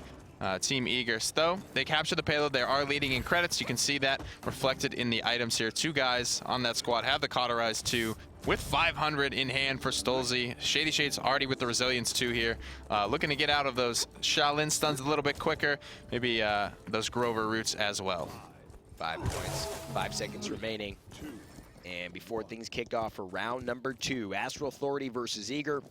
And there's a lot of ultimates on the table. 5 on the side, 5 on the other side, 10 in total. This is going to be a big, big fight here. Makoa gets a hook, but not necessarily the hook he was looking for. Cuskewty able to stay alive with the Dimensional Link, and so Makoa's first hook doesn't get as much value as possible, and no combustible. That means they'll stay alive, but it does mean that some of these direct shots are going to be that much more damaging. Avuli finds the kill, but Avuli gets killed by Arai now, who's done a great job staying alive on this Maldamba. No Ruckus to support them in this fight, and Stolzy could be run down here. He's very, very low, but Cuskewty keeping him and his team alive to continue this fight. It could go either way here. Doseps getting picked up is huge, though. A lot of damage going to be taken off the table with his death. Wi-Fi pops the Ancient Rage, wants to stay alive. Wardoom, one more shot's going to do it. The anchor will connect. 63% on the point for Team Eager here. This is looking rough for Astral Authority. Avuli takes down Shady with a nice salvo with a beautiful hook around the corner. Wi-Fi finds bodies. Eager just showing such understanding of this point fight and the specificity of how to maximize it. Wi-Fi throwing in the BM after taking down Avuli, who's admittedly had a lot of great performances, and I can see that he's trying to get in his head right now. They want to let them know, they want to establish they are the top dogs, but again, they've been so good at understanding the Frozen Guard fight, how to keep Victor alive, how to make sure that he just never dies here. And it just feels like Stolzy always has a grenade coming at you and some damage to follow up on it. And that's what's changing these fights. Ruckus has the Hexifier available here, taking some good damage though. A lot of long-range pressure for Astral Authority, and they find Bitey on his way out of the fight. Eager now way on the back foot. This looks very similar to the first round. Eager need to find a pick if they want one. They do so well at just zoning and keeping the area clean, initiating as well. Wi-Fi with a great pick now on the eye drop bodies, and now they found that pick that they needed. Rai and Stolzy looking to move forward a little bit. Rai trying to keep his eye onto his teammates. The healing so powerful, but look at the salvo coming in onto the Ruckus. Gets pulled again into the gourd. And Arai, Bitey, Stolzy, and Shady Shades each pick up a kill. And this zone is absolutely crumbling here. The only one alive is Eyedrop Bodies, who's just coming out of base. And he's got a full ultimate, but not electing to use it. Barracks used his early on in the fight, 81% now. But they just haven't forced a lot from Stolzy. Garage incoming could be the case. But if Avuli takes down Wi-Fi, gets the revenge kill, and that is very important. No frontline Makoa to start initiating these fights. Here comes the barrage as well. A lot of clumping coming out from Astral Authority, punished heavily by the Hexifier barrage combo. Stolzy picks up 2, Bitey snags himself 1. I love the positioning by Stolzy. He just starts free firing onto Doseps. The plan is going to secure that he dies here. Avuli will not stay alive. This will definitely be a 3-1 Eager. And Astral Authority haven't found any rhythm in this game yet. Have no answer for Stolzy on his 9 streak. Have no answer for Team Eager synergy, communication, and just adjustments that they've been making on the fly here to make sure that all of their key damage dealers, all of their game plan has no flaws. And that's still part of the value in that Makoa. When just breaking those strong zones from experienced teams, that Dredge Anchor just forces somebody out of position, makes it easy cleanup. And then Eager have the burst damage once they find a key pickup to just surge forward and take the conversion with authority. Wi-Fi playing admittedly extremely well on the Makoa, finding a couple of clutch picks onto Avuli, twice that point fight and push, and we saw Avuli be the difference maker to get Astral Authority here over AGG in some clutch games like Ice Mines, where there was just neck and neck. And here again, Wardoom just gets picked out again. It just feels like they're falling for the same thing. But now there is a lot of poke onto the back line, and that is what they're doing so well. Grouping up, staying connected, and then using the free roam of the Dredge Anchor to get the kills. Wi-Fi single-handedly finishes off Cuss Cutie there, and that's just no Ying on the table. Wardoom wants to stay there, and Avuli, though, will help to finish off Wi-Fi. He might have pulled in a bit more than he could chew, but Victor free-firing here, and he's running again. He's got all this damage, but Dosif smells him out, and finally he goes down, but Wardoom goes down in the process. A nice planted, but not enough for a Buck just coming out of Buck Wild. Big swing for Shady Shades there. 2 kills, 1 for Arai as well to take back control of the point. Astral Authority sitting at 74%, 54 for Team Eager, and now the zone is going to be very strong. This Buck sitting on a 13 streak. Yeah, and Buck, again, Shady Shades, one of those questions that they haven't had an answer for as well. Here's the Dragon Punch, though. Buck could be in trouble. He's going to definitely try to out-jump it, and he does. And will Avuli find someone else? Avuli finds no one, unfortunately, with the Dragon Punch. Fire Spit, though, midair. Can he hit it? Doesn't get the damage off. Direct shots doing something. Arai here wants to finish him off, but that will be Stolzy who has the pleasure of doing so. This will be a very quick cleanup victory for Team Eager. And boy, oh boy, was that something different than the last set. No challenge at all.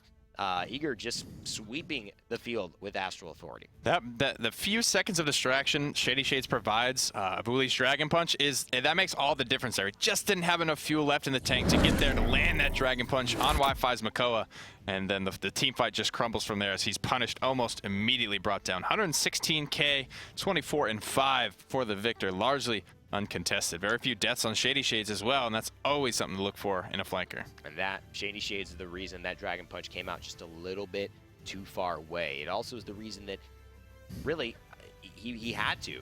There was no way he was going to get on the point without getting poked out. He wasn't going to win that fight with Buck because he's just too mobile right now, and he could shoot Avuli very well in the air, whereas Avuli's going to have a hard time hitting him and landing shots, and he just forces the Dragon Punch. That's the only way I'm going to get on the point and contest on this 3-1. And it ends up losing a very valuable ultimate that could have swung that fight. But Wardoom just had no answer. They just had no... Cuss Cutie didn't stay alive very much. And look at that, Arai with 100,000 healing there. Ying keeping up, but not even close. I don't know what was with this lineup, Nick, but it just didn't have any answers for what Eager was putting together. Eager got their cauterizers on very early, and they had good coverage in terms of that debuff, keeping Cuss Cutie's healing under control. That's going to be game 1 going to Eager as we head on over to the map screen to see where we will take this series. And if I'm looking at Stonekeep now, I have the pick, and I'm thinking that we want a little bit more open space to not get trapped here with the hook and just being the end of us. I think they built a composition around having some of that kind of bunker down with the Barrack and with the Ying, but the Ruckus and Makoa were very, very good at doing that themselves, especially with Flux Generator now, the 60% reduction, and then they've got the Gourd from Maldamba, they've got the Makoa Shell Shield, and they're just pulling into all this damage. I don't know, they had a very, very good point fight. Here with the open spaces, it's definitely going to force players to be a little bit more exposed, I think, if they want to try, like Stolzy, if they want to try and keep affecting this point fight. Absolutely. Ying first picked here for Team Eager. Astral Authority gonna look for the Makoa this time. I like to see Wardoom on this, but he might be on the Barrack as well. I just feel that Barrack is the frontliner that provides Wardoom the least amount of, aggression potential there. Yeah. I don't think he likes to just sit in one spot behind his barricade and go to work there. He was a very big fan of Barrack when the damage that he could do was relevant. Actually, back in the old days, Barrack would shoot a specific amount of damage that was unmitigated because it fell below one of the tiers, and it was very interesting. But he would really try to get kills and just stay alive and be that front line that could also affect the fight in the back line with his range. And that is what I think Bear can now do a little bit with his legendaries, with the adjustments to his blunderbuss. But what we've seen be so strong here is Shady Shades Buck.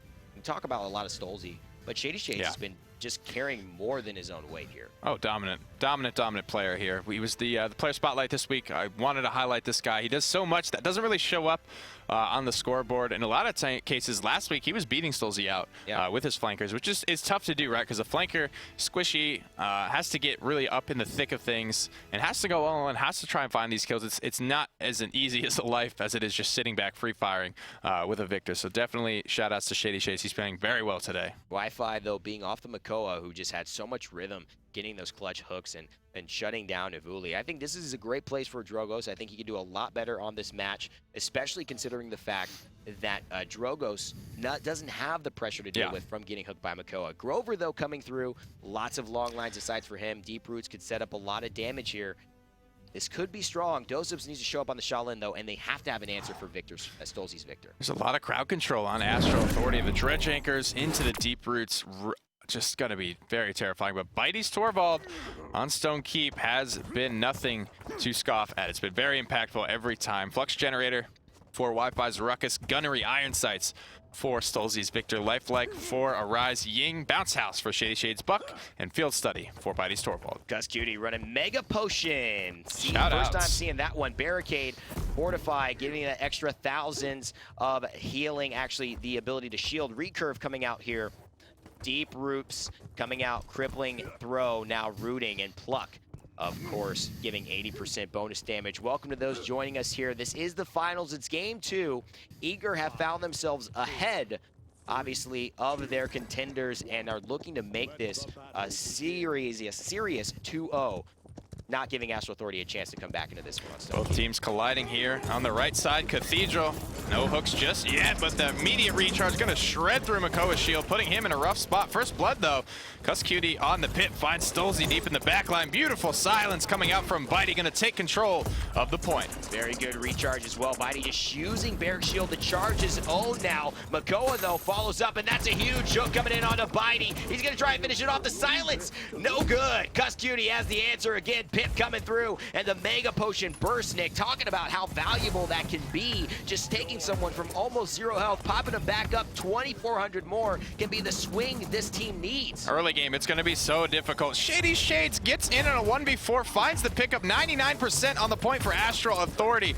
But Eager are here, and they're not done yet. Stolze still alive. The protection bubble so clutch coming out from Bitey. Torvald saving the life of his damage dealer. Stolze's grenade misses. Shady Shades jumping into the thick of the action, and Evuli misses yet again on the hook. They've got to heal up here, but Stolze already picks up Dosif. There's the chicken. It's coming out. Will they get the kill? Stolze's got to go down. Deep Roots ain't enough, but the damage from Wardoom is Daddy Barrack sitting at home, making sure all the kids are nice and fed, but it looks like his neighbors are getting angry. Team Eager want to get back onto this 99%, Nick, and overtime is here. Whirlwind coming out from Grover to keep everyone alive. Hyper Beam will provide a lot of disruption for Astral Authority. This team fight is an absolute mess right now. Shady Shades trying to get in, finds Wardoom, but gets rooted out. Dosips has to go big here. Team Eager already finding the answer. He's not running the legendary that would have given him that outplay potential, and despite all of that, Astral Authority lose the first objective, and Eager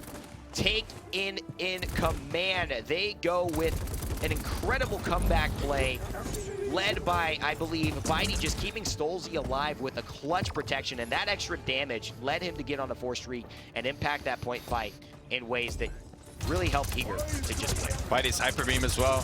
Very important to providing that disruption. You see the wreckers coming online here for Wi-Fi, trying to chew through a lot of that shielding. And while we have a bit of a down point here, I would actually like to take a look at Cuss Cutie on Pip's loadout to see what he is taking to complement this Mega Potion, because it's not something we're traditionally used to seeing. And he has gone for the reload too, so this way he can throw and heal up his teammates, and it will reduce the cooldown of Healing Potion, which is 8 seconds at base, by 1 second per teammate hit. And Astral Authority have been playing these team fights very clump, so he's getting a lot of value for this potion. Really interesting choice of a loadout, though. We've seen a lot of players kind of say, okay, well, you got to go a different route. Maybe pick up Smithereens too, which gives you an extra ammo, very much like Salvage does on Makoa when you hit your clutch ability, which is that explosive flash that slows for 50%. But he wants that up. Side Tanks 4, one of the most efficient cards in Paladins, takes your cooldown from 8 seconds to 4 seconds for that explosive flask, and he's just doing so much work here, just keeping them in an easy clump to finish off. Potion coming down as well. Both teams starting to clash, but having trouble just breaking each other convincingly. Evo Mojo, this Pip ultimate now online, going to provide a lot of effective polymorphs here, turning them into 1500, but it's not so great against Torvald, as Torvald will retain his 6,000 personal shield after the polymorph, making him a very difficult target to bring down. Cuss had a Mega Potion there. He didn't use it. That had to have just been a misplay. Did not see the damage coming from. That's what happens when you got Stolzy running Victor with this damage card. He's so bursty, you almost can't anticipate it. Despite how bursty Pip's heal is, you have to know that you're getting damage first of all before you can throw it out. And Cuss falls, could have saved maybe himself and another teammate if he would have thrown that Mega Potion out, which he built into with his legendary. There is the morale boost, the ultimate coming out, the Evil Mojo. It's gonna get some damage. Shady Shades finds a lot himself, and look at this, the only one left here to save the day is Doseps, but again, he will fall. A 2-0 push here, and Cuss Cutie just has no answers for his team, despite the ultimate being used. I actually want to take a look at the tab screen one more time just to confirm that Cuss Cutie is in fact, I think he may have switched. Yeah, a last second switch up to Catalyst there. So scratch what we were talking about before leaving the base. He switched to just his base combo damage. So hitting enemies with his explosive flask, that is his right click. Everyone that is slowed will take extra damage from the first shot from Pip. And that's a lot of burst damage, especially on a guy like Pip with a low cooldown combo. And that's loadout makes sense now, because of course running Acumen, you get the lifesteal off of the extra bonus damage you're doing. 40% coming back to him off of these resiliences, very close to 800 damage shots off the burst from the marked target. Shady Shades here on a 7 streak, riding in on the Unicorn with Buck only in the realm. Can this happen? Stolzy gets deep-rooted, and that is the power of Grover's legendary there. Deep Roots just rooting someone in place, and even if it's for half a second, with Resilience 3, it is going to potentially mean death when you got somebody like Doseps on a Shaolin, who's taking down Bitey as well. Rai takes down Avuli, but Bodies is cleaning up 2 here, and Doseps again. So Bodies and Doseps combining to have such a strong team fight. I think Astro Authority have already won this one, Nick. That's winning it. While they're still in control of the point zone, you only need to win that one team fight. But Team Eager, with that conversion in the first round, put themselves in a great spot here. Holding the defense is going to put them up 3-1, as they can still benefit from the defense point. You cannot win a game of Paladins off of defense, for those of you that might be new to the game, so it is very clutch to be able to pick up those defense points when you can. And there he is. He's got his healing potion, but he doesn't need to use it because he's got Acumen. That is very, very important. He's going to get some lifesteal off of that. And now it's a duel. Flank. You want to be a flank? You want to be a flanker, Pip? This is your chance. Show us you can do it. Buck wins the battle again, but he did catch him off in a little bit of, I think, a duel that went in his favor. Pip was a little bit lower there and running out of cooldowns. But now with the protection, saving Wi-Fi's life, that extra 2,000 shield bubble that Torvald can provide, making it that much easier to keep the tanks in the fight. But now getting focused out onto him. The Dome Shield comes out from Barrack. Wardoom trying to keep this push alive and get the momentum. Pops his ultimate. Doesn't get a lot of value from it yet, but again, just keeps Eager on the back foot. He separates Bitey from the rest of his team as well, but it doesn't even matter. Shady Shades picks up 2. Bitey finally goes down to Avuli. Great job, great misdirection coming out from the tank player on Eager. The hunt is real. He doesn't have to play Tyra to be having a hunting party here. He goes and finds Wardoom, and somebody needs to stop Shady Shades here. We talked a lot about Stolzy. We mentioned Shady Shades at the beginning of this game. But dear God, this man on Buck showing the power of Bounce House and the power of protection when utilized. He's on a 3 streak again. He just seems to find kill after kill after kill in clutch moment. Let's see if he can do it here. Oh, turned into a chicken, pull back! It's time to fry him, but he gets pulled out because Resilience 3, ladies and gentlemen, pops him out of that ultimate 2 seconds faster, reducing the duration of crowd control, and that means Shady Shades will stay alive, and the streak will stay alive as well. Bounce House Buck, 2 charges on the leap. Should he gonna go for it? He's got his Buck Wild as well. That's double damage, resets his cooldowns. He wants to find the take, leaping in on the Wardoom. Pop goes the Weasel, slays him, looking for the Buck Wild soon. He gets picked up by Shady Shades, but what a play by Torvald, popping him with the shield there. Shady Shades still unstoppable here. Jumping all around the fight, has the Buck Wild available, but this team fight slowly going the way of Eager as they find kill for kill. Looking to keep things stable though is on this Makoa. The Ancient Rage is pop, giving him 10,000 HP, but he's all alone. Eager are going to be able to burn through it. They can't not stop Shady Shades, and this is the moment. But of course, the defense successful for Eager because another clutch protection comes out from Bitey. He just seems to be there at the right time, at the right moment. And again, that play, that defense was sponsored by Shady Shades and resilience. Okay, he dying there changes that whole fight. This looks very grim for Astro Authority now, who spent a lot to try and get that conversion. They couldn't afford to give up that defense point, but they did. All they have is Heat Haze and Whirlwind. Going to this point, you see how many cauterizes are online for Team Eager. Cauterize 3 for Stolzy, Cauterize 3 for Arai, Cauterize 2 for Shady and Bitey. That's going to make Grover's Whirlwind healing ultimate largely useless. And Eager hold that defense with just a single Hexafire. The other 4 ultimates are ready to go, looking to close this game out. Didn't even use Buck. Wow, he's not afraid of anything. He feels like he can just get out of dodge no matter what. Look at this. Again, another protection so good by Bitey. We're just not talking about it enough because it's just so impactful. Every single fight, Shady Shade's life is being saved. Whoever's getting hooked, Torvald is there to answer the prayer. He's like a little mini god for Eager, and he is doing everything that his role requires of him being a support. And back again, Shady Shades with the bounce house Buck. Just so much mobility, Nick. He just can't die. On the back foot right now is Eager. Astro Authority in control of the point, but Eager still have the strong take-back potential. Bitey gets bursted down. Here comes the Whirlwind from Grover to keep everybody topped off, and the cauterized pressure just isn't enough. No further kills coming through just yet. Shady Shades lower and lower, taken down. Dosups finds one, Dosup finds 2. Dosup's looking for 3 up the top rope, but Cuss Cutie cleans it up for him. And that's Astro Authority back in this game, Nick. You know, we talked about Shady Shades being unstoppable, but really we talked about Bitey and how much he supported Shady Shades in that role of being unstoppable, saving his life time and time again.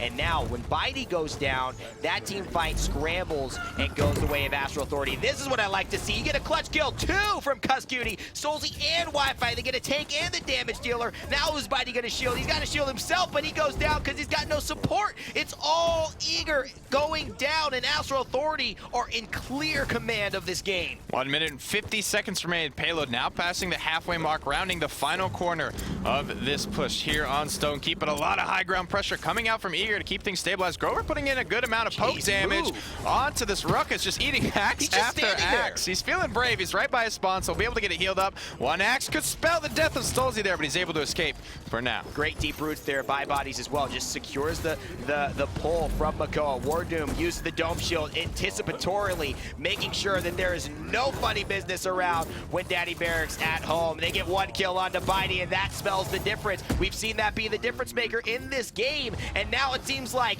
Astral Authority are figuring out take down Bitey and give us a chance at this game. 3-3, the comeback potential is real. Only 1 ultimate for Team Eager as well. The Hexafire, the Buckwild is nearly there, but Astro Authority are sitting on 2 ultimates, almost 3, almost 4 in fact, with the Ancient Rage and the Polymorph there, sitting at about 86-85%. Now, with the items about even, the net worth neck and neck, this game could go either way. Nick, the Evil Mocho there were so good by Cuss Cutie. That's what we talk about, using these ultimates mid-fight, just the momentum.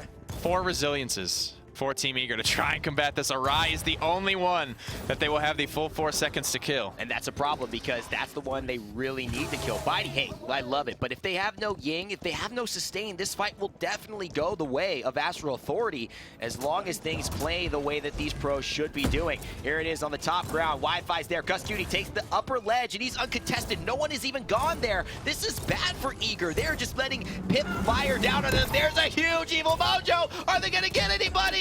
They don't find a kill off it. Oh no, Cuss Cutie wastes a big ultimate there, forces a lot of cooldowns, but he dies in the process. Dosups finds 2. Shady Shades able to answer onto Cuss Cutie. Dosup winning the Heat Haze. Big plan at Dosups with the 3K before going down to Shady Shades. Ibuli already in the Ancient Rage. He might have needed to use that later, but he doesn't have it now. Whirlwind still available, but likely going to be not usable. That's perfect. The protection may be down. Deep Roots, can they burst him before he can get helped by Bitey? And they do. There is the perfect Whirlwind to keep Ibuli alive. And oh my god, Wi-Fi's going down. Astral Authority, Arai, he doesn't have any way to get out of this. They've got to get on the point. 96%, 99. This is all Astral Authority, Nick. They could come here and win this game. The comeback has been completed. They move this into another one. And oh boy, Eager have another thing coming. Sheer force of will. These 2 teams are neck and neck there, just conceding it finally, giving it up.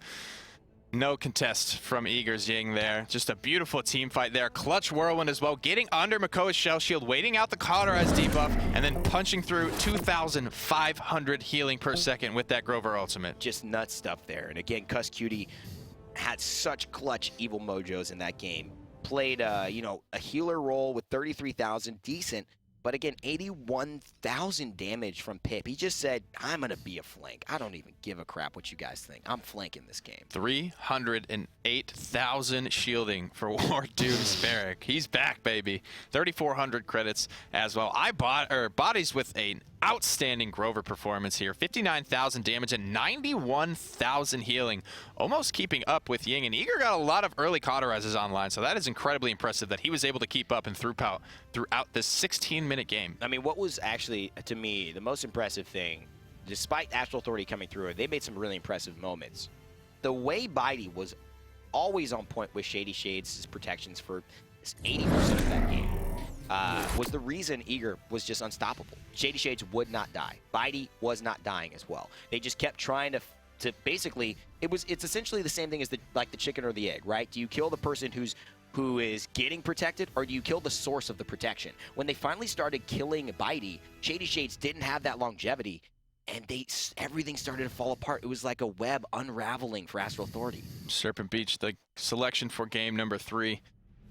Both teams equally as good on this map. Nobody outstanding. It's all going to come down to the draft and the execution from both of these squads here in the finals of the Week 1 Paladins Open Qualifiers. Team Eager now with first pick. Ying will be on the board. Very strong healer. She's the #1 pick right now in the scene. That lifelike legendary again. The reason that she is so valued, essentially doubling her healing, allowing her to heal 2 people, her clones to heal 2 people at the same time. Drogos picked up for Astral Authority. Ivuli didn't have the best game on it earlier, but he had shown a lot of success with this champion in the further semifinal sets leading up to this. And they take it pretty early as well, which I don't really like because Eager have not run this pick in a long, long time. I don't even know who to guess was going to play this. Maybe Shady Shades on Team Eager. I don't like picking this up first because Eager just don't play it. You're just thinking that maybe this is them trying to be something that they're not here. They're thinking that Eager might take it away from them, but Eager have not done it ever.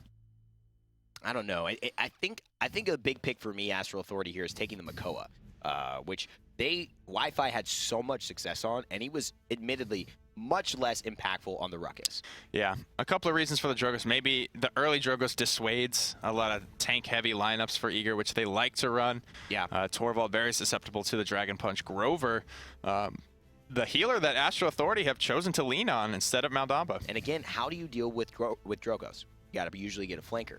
You're usually counting on mobility. That's a huge part of their kits. If they fall into that trap, Team Eager with the Grover, Deep Roots could absolutely end an Eevee's life, could end an Androx's life. So they don't fall for that trap. They say, okay, you have Drogos. He's very good at beating up a point, but we're going to make you do it as best as you can. We go Barrack, we go Grok, and we go Ying.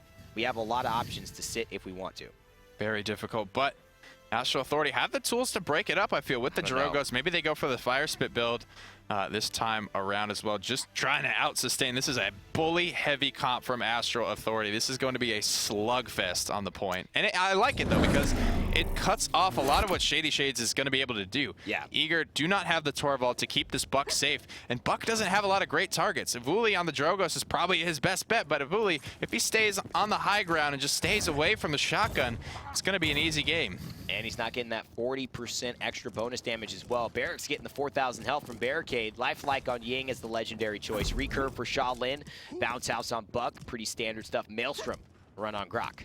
Cuss Cutie will be running Ripened Gourd for the 40% slow on Maldamba. I like to pick up because they do have the 2 healers. They don't need the throughput legendary. They need the control. Makoa on Doseps. Going to go for the pluck just to get that bonus damage after dredge anchoring someone. Aerial Assault. More mobility for Ruckus's War Doom. You know it's going to be impactful. Deep Roots, 4 eye drop bodies. Grover just to keep that Makoa follow up strong. And Ivuli going for Combustible. He knows he's going to have to bust up these point fights in a big way. That's going to be a lot of extra damage. Just watch these fire spits. Stolzy already gets taken down. Deep Roots Dosups. Actually, Planet comes through. It might have been a self-imposed route, but he gets finished early on, and Vuli takes out Wi-Fi, and Vuli with a double kill.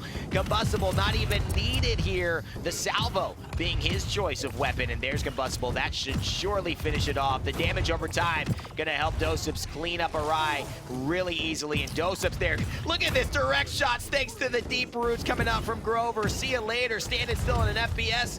Not gonna do your health good, buddy. Making it easy. A lot of control here. Wi-Fi forced onto the point just to start the overtime, but eating big damage from all sides is gonna take him down. Huge fire spits. That is 1,300 damage each fire spit. There's another one. Ghost walked by Bitey, but it hits a bunch of clones. Astro Authority easily take this first point. And you know, some people say the knockback on the Combustible, it's not what I even need. I don't need the knockback. It's better because I get to hit them twice if they don't have the knockback on the fire spit. But what does the knockback do, Nick? I mean, it displaces teammates. It puts you where you weren't planning on being, and sometimes that opening is all an enemy team needs. It might force some of the clones. It'll knock them back out of line of sight. Ruckus's repulsor field now is an aura, so could knock people out of that. Maldamba going with a big Dread Serpent here. Astro Authority are rolling non-stop.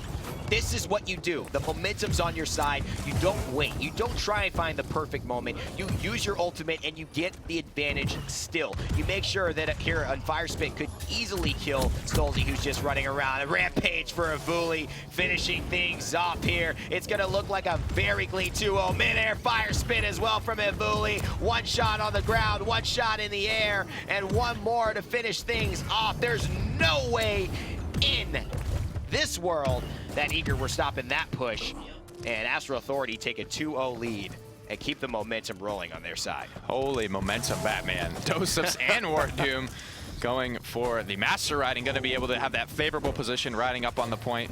Vuli on a 9 streak, sits on the Dragon Punch as well. 3 ultimates, excuse me, on the line for Astro Authority. So a lot of punching power left in the tank after finding the conversion. Bitey, the only one with an available ultimate on the side of Team Eager. The Tempest, though, not what they're going to need to lean on to swing these team fights. Going to be pretty impressive if Eager, if Astro Authority can keep up the pace that they're at. And again, Nick, I just love these teams committing to momentum, not to the perfect moment for ultimates, but to get 1 and 2 kills and keep the team staggered and just keep rolling on this push. One of the better decisions I've been seeing out of Astro Authority today is that usage of ultimates and when they've been using it. Look at this Combustible getting so much value here, and just look at that. The damage is enough to allow Wardum to easily clear it. Fire Spit comes through. Here's a Whirlwind as well. No need to wait till everyone's almost dead. Just use it to keep them topped off and healthy, and that pressure is enough to force Eager completely back. Astro Authority looking like a different team. This early Drogo's pick, I'm eating my words on it. It is absolutely the difference maker here in this game. Another thing that Astro Authority are doing extremely well right now is Dredge Anchor into the deep roots from the Grover. Just not only is a Vuli so dangerous, but the Death Ball is incredibly dangerous as well, just because the amount of control and lockdown you bring. You get hooked in, rooted. If somehow you're alive after all that, you're slowed because you're standing in the gourd. If somehow you're alive after that, you have sold your soul, my friend. There's just no way that should be working. And again, an Ancient Rage, he just doesn't want to die. He doesn't have to save it there. That's no special moment. He just wants to keep himself alive. He wants to keep someone else dead on the side of Eager and maintain this. And look, it turns into 2 kills, almost turning into 3. And what it does mean is that this push is here. Eager is staggered, and another kill down for Astro Authority. Another clutch hook here. Could spell the end. It's going to miss. Dosups off the mark there, looking for Stolzy. Bodies and the boys looking forward. Barrick just looking to stave off the aggression here. Wi-Fi trying to stabilize. Nice salvo up onto the high ground. Still sitting on the Dragon Punch and a couple of other ultimates. Hexafire from the top rope is something we could be looking forward to in this potentially game-ending team fight. A Vuli up in the air. Ruckus can get up there too with aerial advance, decides not to. And again, not only just being able to go airborne with this legendary Ruckus, the value also is that he's able to just have 3 dashes, and those dashes means extra mobility, extra positioning, something Ruckus often lacks. There's the Dragon Punch by Vuli, looks for Ying, destroys the clone, makes sure to hit her if she wants to go back again. Vuli almost turns around knowing that the damage was done, looks for the damage on a Stolzy. Vuli again, 17 streak. This is next level Drogo's play by Vuli. One more Combustible, another hook to follow up, Hexafire to seal the deal. I think Eager have given this one up, as they rightfully should. Astro Authority back in business. My God. Oh, God, that was hard to watch. That was Eager need a Drogos player, man. Like the death ball is starting to creep its way back into the meta, I feel, and Drogos just shreds those compositions here. I shudder to think how much damage Avuli was able to put out with those fire spits. 50,000 for the dragon. Didn't die. No deaths. And neither Eager, did they didn't have an answer. They didn't have an answer for it. I hate to wrap over the same thing and the same thing and the same thing. But the reason they won in 9 minutes, the reason that I think all of this happened was they were committed to just going.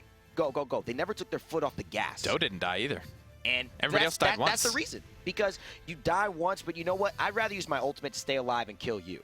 If that happens as a competitive team, we have a man advantage.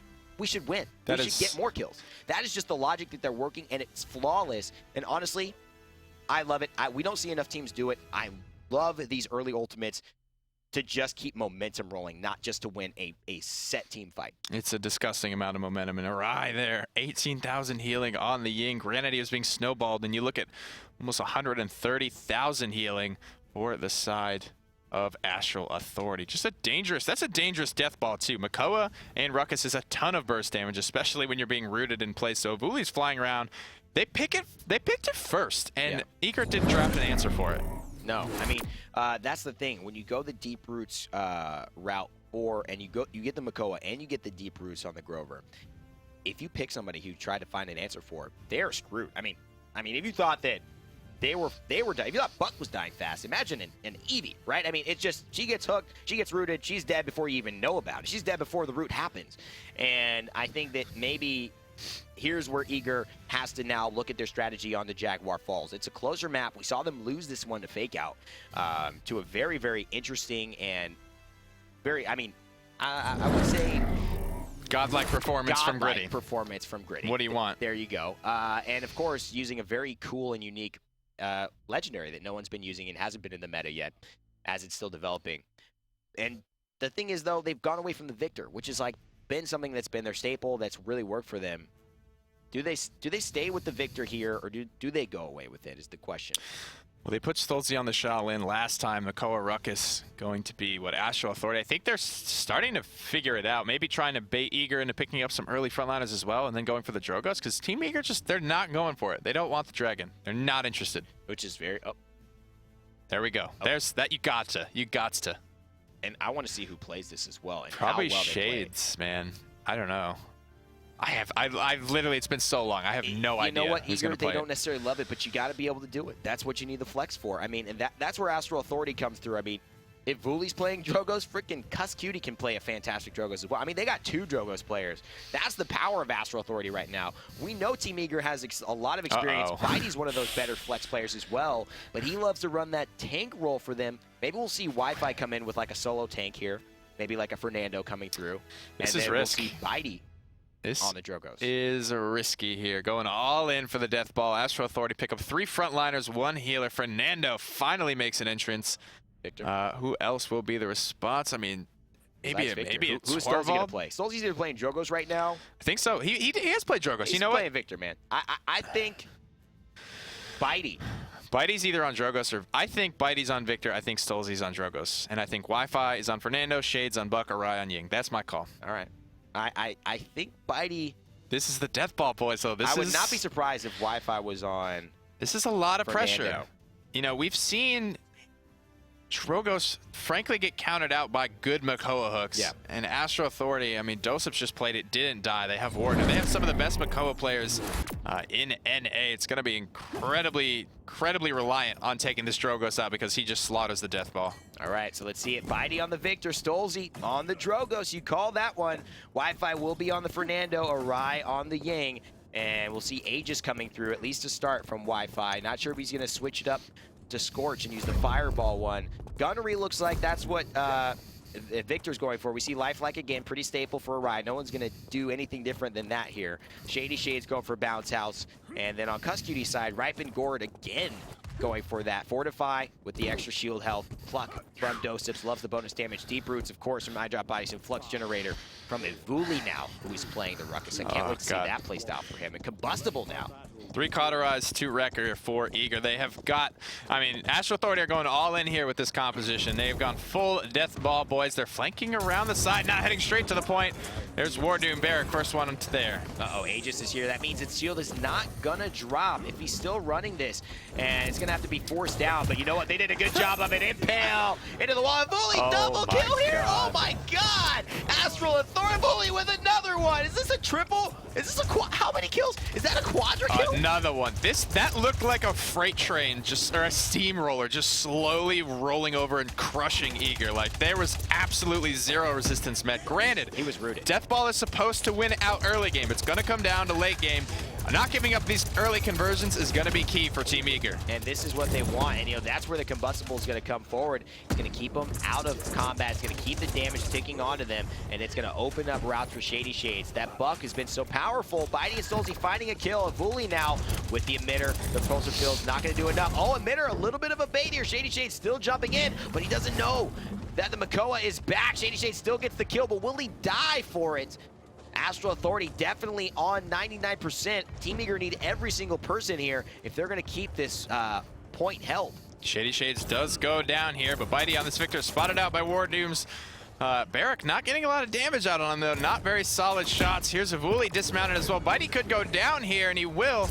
But the response has to be now from Astral Authority. Huge play by Dosips just to get himself on there. Look at this damage. The road! Holy moly, headshots coming out from Ruckus. Deep Roots from Grover, just keeping him there after the pull. Shady Shades goes down. I have no way in my mind that I can see Eager coming back from this. What a beautiful play. What a beautiful retake from Astral Authority. And Stolzy and Bitey and the likes of Eager just getting absolutely terrorized here with the aim from. Fall back right now, Eager. You cannot allow to get snowballed once again, especially with the literal full death ball composition from Astral Authority. You have to get your feet under to you. You have to get stabilized in this situation. This composition is supposed to beat you on the first point. They've shown some good signs of life trying to take this one back. They just need to hold the defense here. Aegis looking to just keep Fernando's shield up long enough, but it just has no length. There's no sustain from the way this Fernando is playing, and he doesn't have the damage. That's a great hit by Stolzy. Dosup's looking very, very in trouble, but look at the heals coming out from Maldamba and from Grover. Here's an early whirlwind. I like it. Just keep the pressure coming. They don't take their foot off the gas. This is what's made the difference before. Still, providing a lot of shielding is Wi-Fi. He did not die in that last fight, but here's the Dome Shield from Wardoom. Would be surprised if he doesn't use it in a second or two here. Trying to get Stolzy, though, to feel confident, and there it is. But Wardoom goes down to Bitey. A lot of big damage coming out in the back line. Maldamba pops the Dread Serpent. Buckwild popped as well. And we go ahead into the hot pause. Stolzy is just feeling a little bit flustered right now. Needs to take a quick break. You know, we got to get that out of there. We got to get that combat pause. You should not be able to do that. We apologize for that, and that's something we got to work out. You can't be in the middle of dying and at a point fight and half health and like headshot. Looking like Draymond Green out there just with. That was so funny. I love that clip. Draymond? Hello? Shaq?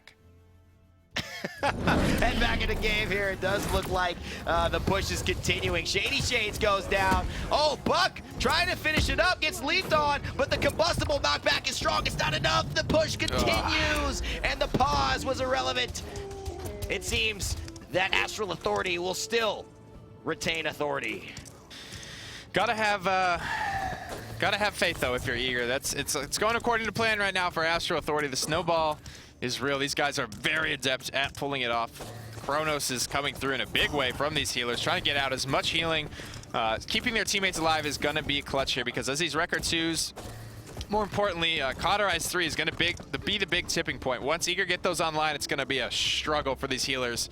to get this offline. It's going to take a lot more communication. They're going to have to rotate shields more efficiently to get these cauterized debuffs to fall off and try and punch through that burst ceiling, which admittedly they have good composition to do it. They have 2 deployable shields with a Grover as well. Look at this flank, man. Master Writings. They just Steamrolls. need to go to the back line. They want to get a pick. Evuli's here. He just wants to get the damage off. The Dome Shield comes through already. Look at what is this? The Dragon Punch. He's basically trying. I don't understand the synergy there with the Dome Shield, especially with the Dragon Punch coming out with the Immortal. Synergy keeping everyone alive despite the pressure coming out from Evuli was extremely good. Bitey on the victor with a 2 streak. Finally, Eager showing signs of life here. Very, very good point fight. Not a great Dome Shield out from Mordoom, though. Immortal keeping Evuli alive is going to be key here, as well as Barrage. Very, very good for beating some of these clumped compositions. Bitey here got a lot of pressure, but caught out in the backline is Wi-Fi. He's going to go down 54% on the point. Health. Bitey narrowly escapes with his life. They don't have the range for it. Oh my god, I thought Evuli was in the background, but it seems like it's just Stolzy playing Drogos in the air. The Dread Hunter is going to do a lot of damage, and it's going to help Wi-Fi and Doseps and Evuli to get back onto the point, but Combustible is going to knock him right off. Stolzy now free firing in the back line. Doseps says see ya later to his former teammate, and now the Makoa Cannon is free firing. Only Bitey in the back line, and he wants to deal with them quickly here. Team Eager 99%. Bitey, see you later, buddy. There's no way you're getting out of that. Deep Roots by Undrop Bodies. Fantastic play, landing those crippling throws with the accuracy that he's proven on a lot of good champions like Androxus. Now taking his skills to support and Grover, and it is paying off big time for Astral Authority. Astral Authority barely able to get back in control of that one. A small slip-up, though, will result in the point going to Team Eager. Astral Authority need to be very careful. Get Doseps healed up. He's going to be healthy. He's going to be good. Eager have shown a great potential to try and take this one back. They have Barrage and Dragon Punch. Here comes Stolzy. Hexafire trying to kill him. They do, but he ends up taking down one. Cuss Judy on the Maldamba, but that is not enough to finish the healing. They still got to deal with Undrop Bodies, and Evuli, he's dealt with more, and Wardoom dealt with even more on top of that. Astral Authority now will take the 3-0 lead over Eager, and it is 1 point away from winning the finals here and coming in first in the open bracket. They have to be careful not to get snowballed on at this point. They have Ancient Rage on the side of Astral Authority. A couple of ultimates creeping closer and closer as well, whereas Eager are very strained for ult charge at this point. They are starving. They need to get a lot of their ultimate charge here as this payload comes through this open zone of the map. This is their last stand. And this is where the ultimates are so key. They don't have any, but Makoa's got Ancient Rage. I would expect him to get up there, get aggressive, and use it. He already takes down Bitey, and look at this. Deep Roots misses, so unfortunately, Shady Shades will still be able to jump around, but there's the Ancient Rage, like we call. He just wants to keep the pressure on, wants to push them farther and farther back. There's the Dread Serpent. There's the hook. Great play by Stolzy to finish off Doseps, but Stolzy goes down thanks to Evuli, and now the entire team of Eager is collapsed. They're staggered. There is almost no way for them to get back here, especially with the healing from Bodies. Bitey gets rooted. Damage from Undrop Bodies. The Immortal comes out, and this could save him. Dome Shield is going to provide a lot of stall, though. Minute 23, even if they wipe here, but it doesn't look like they're looking to do that. Astral Authority keep the snowball going strong. The payload inches and finds the mark. Astral Authority put all the chips on the table and find the 4-0 to close out the weekend. I thought you were going to say they find the guacamole. You put all the chips on the table, they find the guacamole. I was talking poker. And the salsa. Okay. That's where my mind I'm a little was. hungry. We've been here for a while, I know. man. God bless. It's been so exciting here as well for us to follow through the open bracket and follow through along what has been just a really exciting performance by both teams. Able to just go back and forth at each other. Eager with such a serious advantage in the early part of the set. Astral Authority just throwing it. Like just literally throwing everything out and saying, oh, okay, we got you. We're going to come at you this way, and they just couldn't take the left hooks. Too much mitigation is the name of the game there. That's what the composition was designed to do. It's designed to get the quick 4-0, the quick 4-1. A composition that does fall off as the game starts to go the distance. Just wasn't the case. Couldn't punch through enough damage. So much shielding, so much healing from the side of Astral Authority. Just the death ball is back, and I'm terrified, frankly. Yeah, it is a little terrifying here as well. And of course, there's a lot of things that players are finding works. You know, you take Ying and you think that that's the that's the first pick. That's what matters. Well, you give in to other strategies that can work. It's all about counters. FPS shooters, a lot of times, and especially games with drafting modes like Paladins, a lot of the game can be won in your draft. A lot of the game can, a lot of the advantages can be gained from just winning the mind game that happens before the fight. and especially during the fight. And it just seemed like Astral Authority was all over him. Eager was damn close on a lot of those attempts to take back the team fight, and even in Europe, who hasn't really gone full death ball yet, we haven't seen them. That's a composition that Burrito excels with. That they look to find those quick snowballing wins, shatter communication and morale of their opponents. And Burrito might look to switch and try and get this meta rolling here in Europe, as they fell in the semifinals last week or yesterday, excuse me. I mean, and it's not even just the death ball, Nick, and the 2 healers. It's how impactful some of the abilities are on those healers, right? The Deep Roots Grove are so strong in combination with the Makoa, but you didn't see them even picking up a lot of the resiliences there, because maybe it's not enough to warrant a resilience just for the Grover. And to be honest, it still has a half a second duration, even at its minimum, for CC, which is very, very... Plenty of time to kill him. Plenty of time, exactly. Like, and especially when you have a Ruckus, I feel like the Makoa, the Ruckus, the Grover, like that synergy is really developing a lot, because, I mean, it's awesome to see. The hook, it's already easy setup, but then you leave them there rooted. The headshots are just, you don't even have to aim. Just keep your mouse not moving. Front and center. And I'm loving just the team composition synergies. You know, these wombo combos, these setup guys champions working together better now off the back of this legendary system. It's brought a lot of cool compositions to the forefront of the competitive scene. And still, we see a lot of the same teams here and making it to the top. It's not that it's made teams not able to compete. It's not that it's made the better teams that much better or worse. It's just given different options. It's given another layer of depth that, again, players will have to learn. And as they learn, this scene will continue to be more and more exciting and hopefully more and more interesting. My hope for all the pros here watching, viewing, and that have been a part of this scene is that we continue to see iteration. We continue to see creativity here in these builds. I love what Greedy did just because he did something different on Aatrox's that people weren't expecting. And we saw it almost get him to the finals. And now I would really love to continue to see that push. Not settle for, hey, this is the combo that needs to work. Really push the boundary and the envelope on that as you see the NA standings here for the final time in the open bracket. Astral Authority finding the W 3 weeks in a row to get themselves to that 300-point mark. Team Eager, 225, AGG, 165. Xenasi took it in week 1, but weren't able to find it from there on out, sitting in 4th place by a large margin, however. Closest to that was Fake Out in 45. And again, you know, Fake Out versus AGG. If that was the game, we could have definitely seen Fake Out coming out on top. AGG had a great performance too, but you know, Xenasi, AGG, Fake Out, still they've got a lot to prove between those 3, especially when you talk about maybe if it comes down to Eager, this staying the same, Eager and Astral Authority staying at the top of the Masters qualifiers. Those 3 are going to be battling out most likely. See who else is the 3rd coming to land. If Xenasi didn't find the 1st place finish in week number 1, this would have been a very different story. Very different. Yeah. Very different. But it's going to be an exciting one as well, guys, for you this weekend. If you're excited for this, if you're hyped about Paladins, there's so much you can do right now, and especially there's so much value you can gain right now from playing. It's double everything weekend. Ooh. The old Dry Bear double down, and you get 2 times gold, 2 times XP, 2 times champion mastery, and you can kick off season 1 with double everything here. Get yourself some extra gold, get those mastery chests unlocked as soon as possible, and of course, if you have some extra currency, and that's in the way of crystals, you could use that on another hot skin that's out now. Beautiful, well done Drogos Dread Hunter skin coming through in for season 1. A lot of cool stuff outside of the Legendaries. We got this dope skin. We got double everything coming through. We got survival mode coming back into the fray. A lot of fun. Good way to switch it up. Take a break every now and then from the try-hard sweat fest that is Siege. Yeah, and you'll still earn your XP. You'll still earn your mastery. You'll still earn all that cool stuff. So definitely go play some Paladins. Have some fun. And again, stay tuned for us coming here on the esports. Well, stay tuned. Make sure to keep you updated on esports.paladins.com, on the Twitter @PaladinsPro. You can stay tuned with that.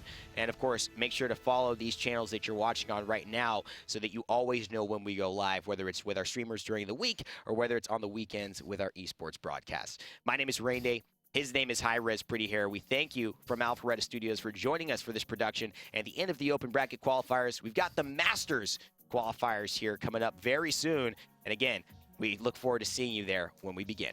As always, remember to never give up, never stop gaming. Enjoy the Oscars tonight, by the way. Shoutouts. And we'll see you all in the realm.